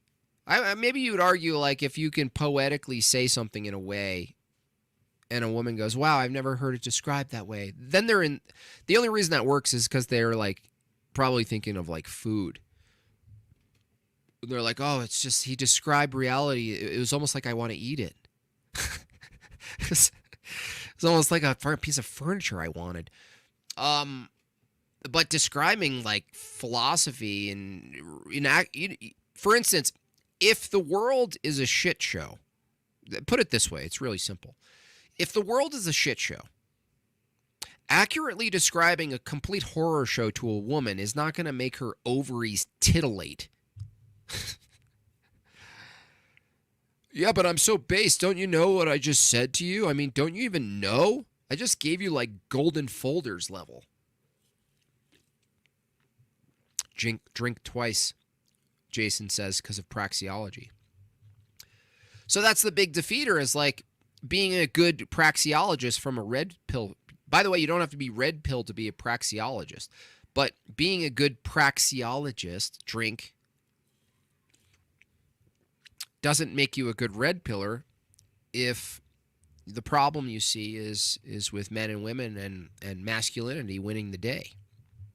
Because describing shit to women, they don't give a shit. Dean Lem, $4.99. JB, thoughts on making a mixed bag panel intro song on Bandcamp? Yeah, I thought about that. I did like, I love my intro song, by the way. But this is not my music, Dean. This is someone else's. His name is Benjamin Orth. He's probably some leftist. He'd probably throw up to know that such a bigot is using his song for such an epic show. And it is an epic show. And it's going to get better and better. It turns out, even though I babble on a lot on my normal streams, it turns out one of my gifts of discernment is picking and choosing people to engage with each other in this format. So the more, sort of prominent people I'm able to access and get on the mixed bag, because it's awesome. Which, by the way, I'm going to plan once it's sort of really up and going, right, as a bit more beef to it. I'm going to do an epic. Andrew and I are going to do a 6-hour mixed bag with rotating guests, except for us. We're going to stay the whole time because that's what we do. Now, how awesome does that sound? Mixed bag, epic mixed bag panel, some Saturday or something. Just hours, me slurring. Jason Scholl, Jim Bob's show is so high quality with all the original animations and songs. Pisces never get their fair share of appreciation. It's funny, that's like, all that's bullshit, and yet right now I want it to not be bullshit because praxiologically, drink, that seems to be accurate. Of course, I don't do my fair share of demanding credit, but that's okay. We rule anyway. That's just how it is praxiologically. Oh, fuck. Damn it. Stream Elements, one of my most dedicated chatters. One of the best ways to support Made by Jim Bob is buy a book. Savage Memes Volume 3, 4, and 5 available. And none of them, of course, being that 1 and 2 are obviously missing, none of them remain available forever. Okay? Logan Daly with a huge donation, 5 gifted memberships. Giant W for Logan. Thank you so much, Logan. Memberships really help. Memberships, super chats are great, and sometimes you just get this glorious high number, very, unreasonably generous super chat. But it really, in the long term, the memberships really make all the difference. You guys are the foundation of this stuff. Like, your memberships allow me to have peace of mind to know that I could take care of myself and my family, and then actually focus on making really good stuff, not having to worry. Not to say that we all deserve not to worry. Sometimes worrying's good for us. Logan Daly, $5 for Jortlandia. Thank you so much. Anyway, I'm really excited about the video. I incorporated my animation into it, incorporated some characters that and hopefully I did the argument justice. And it's the first one, so it's only going to get better from here. And it's been the missing element for this channel since the start. Since the Prius days, by the way. I was always capable of making videos. Edited style, evergreen style. Evergreen, by the way, is when you post it, it just sits there and it gets popularized and you don't have to do anything. I don't know why I never did that. I have no idea what I convinced myself of to relieve me of almost an obligation to make videos that just, that can be shareable. So, renew your membership next month, Mike Def Leopard says. Thank you for reminding everyone. I guess there's not auto-renew, so I will make a huge announcement for that. That's going to be very important for me that you do that. TikTok demons are rough. They are. It's hard to go back, but I'm going to go back. By the way, I'm going to go back because I also am going to do my own live stream there. I was going to wait for people, too. Check it out. See what happens. I don't know if they auto-renew, Kevin. How's Japan? I want sushi. Damn. I've made 5 women forgive their mothers and still no wife. Wacka wacka. Wacka wacka. Well, hoodly daddle. Sometimes you just have to use force. And then things got dark. You don't think the gifted memberships are auto? Yeah, that makes sense. That actually makes sense. Yeah. Yeah, so if you were gifted a membership, just do yourself a favor, even if it's the lower tier. Get yourself a low-tier membership. Help the channel so you'll never be bought a membership again. You'll never have this wonder of like, oh, where'd my little badge go? Well, someone bought you that badge, and it's time to buy it yourself. Be a big boy. Stop doing the tag argument on dates. Oh, man. JB, is there a way to set up membership through Dono Chat so you can get full amount? I think there's a possibility of doing that. The problem is it's not as interactive as YouTube. So even though YouTube just gets all your stuff, there's a reason they get all your stuff in a way, because they make it all it's synergetic. It all works together. I can't deny it. YouTube is run by a bunch of secular demons, and they've made a very seamless platform. Really. Yeah, be low tier. That's the first time we're going to ask you to be low tier. Thank you, Lil Lomain. Or high tier. I mean, you can shoot high. The only thing I'm grateful towards blowing is finding Jim Bob and not getting scammed out of $400. That's definitely something worth being grateful for. Guns, God, guns, and glory. Yeah, I'm actually thankful every day. Sometimes I'll see clips, whether it's him or some of these ballless, these sackless men, and I'm just so grateful. I'm so grateful, like everything that's transpired since all of that shit went down. I'm just so happy, and I'm happy for other people because I see it. I see it day to day, and and he's not the that little band of dummies aren't the only culprit. Like there's a lot of stuff out there like that where you get just kind of stuck in a web. You get put into some sort of lowered state of, it's basically hypnosis where you're sort of thinking, what I realize is that, how utopia is sold to people? It's really, how it works really well. Utopia out there, and you can imagine it, and then you visualize it, and then you have storyboards, and then you give yourself a name and all this shit. Well, the other hand of utopia is the fear aspect. So things are going bad, guys, blah, blah, blah. Like this is a form of utopia. It's not the utopia that's good in your mind. It's the utopia that's bad. It's still nowhere. That crazy black pill, fear tactic is still a form of utopia. It's just nowhere black. There's nowhere white and nowhere black. Nowhere black is actually rampant. Nowhere white, we're always like, oh, they're obvious. They have ponytails. They're doing all sorts of weird shit. They're humming and singing. They're mixing all the ideologies together. They're making a promise of a new community, a new world. You can spot them easily. But the other side, it's actually a little bit harder to spot them when they're doing the black utopian, the black utopia. And I don't mean people of color. You don't need gravy to have fun. You don't. There's a lot of fun. Not only that, but you can have fun with normies. That's one of the big epiphanies I had. Not only becoming more of a normie for my own sake, for my family's sake, but for everyone else's sake. Normies kind of based.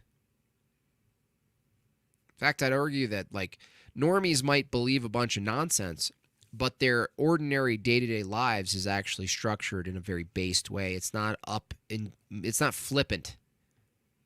It's not flippant. Jay Dyer stream. Is he streaming right now? I'll send people over there. Is he? It's a good time to end the stream. Let's do that. Let's do it. Do it. I never talk about most topics. Yeah, it doesn't make sense unless there's an opening. Let's be honest, unless you're drunk. You know, my sister-in-law's husband visited, and he's like middle left-leaning, and he got into like data analytics, and I asked him this: since getting into data analytics, has your sort of cultural political position changed? And he was like, yeah. But yeah, there's no need to. There's nothing wrong with surface talk with people, getting to know people, shooting the shit, as we call it. Shooting the shit is way underrated, by the way.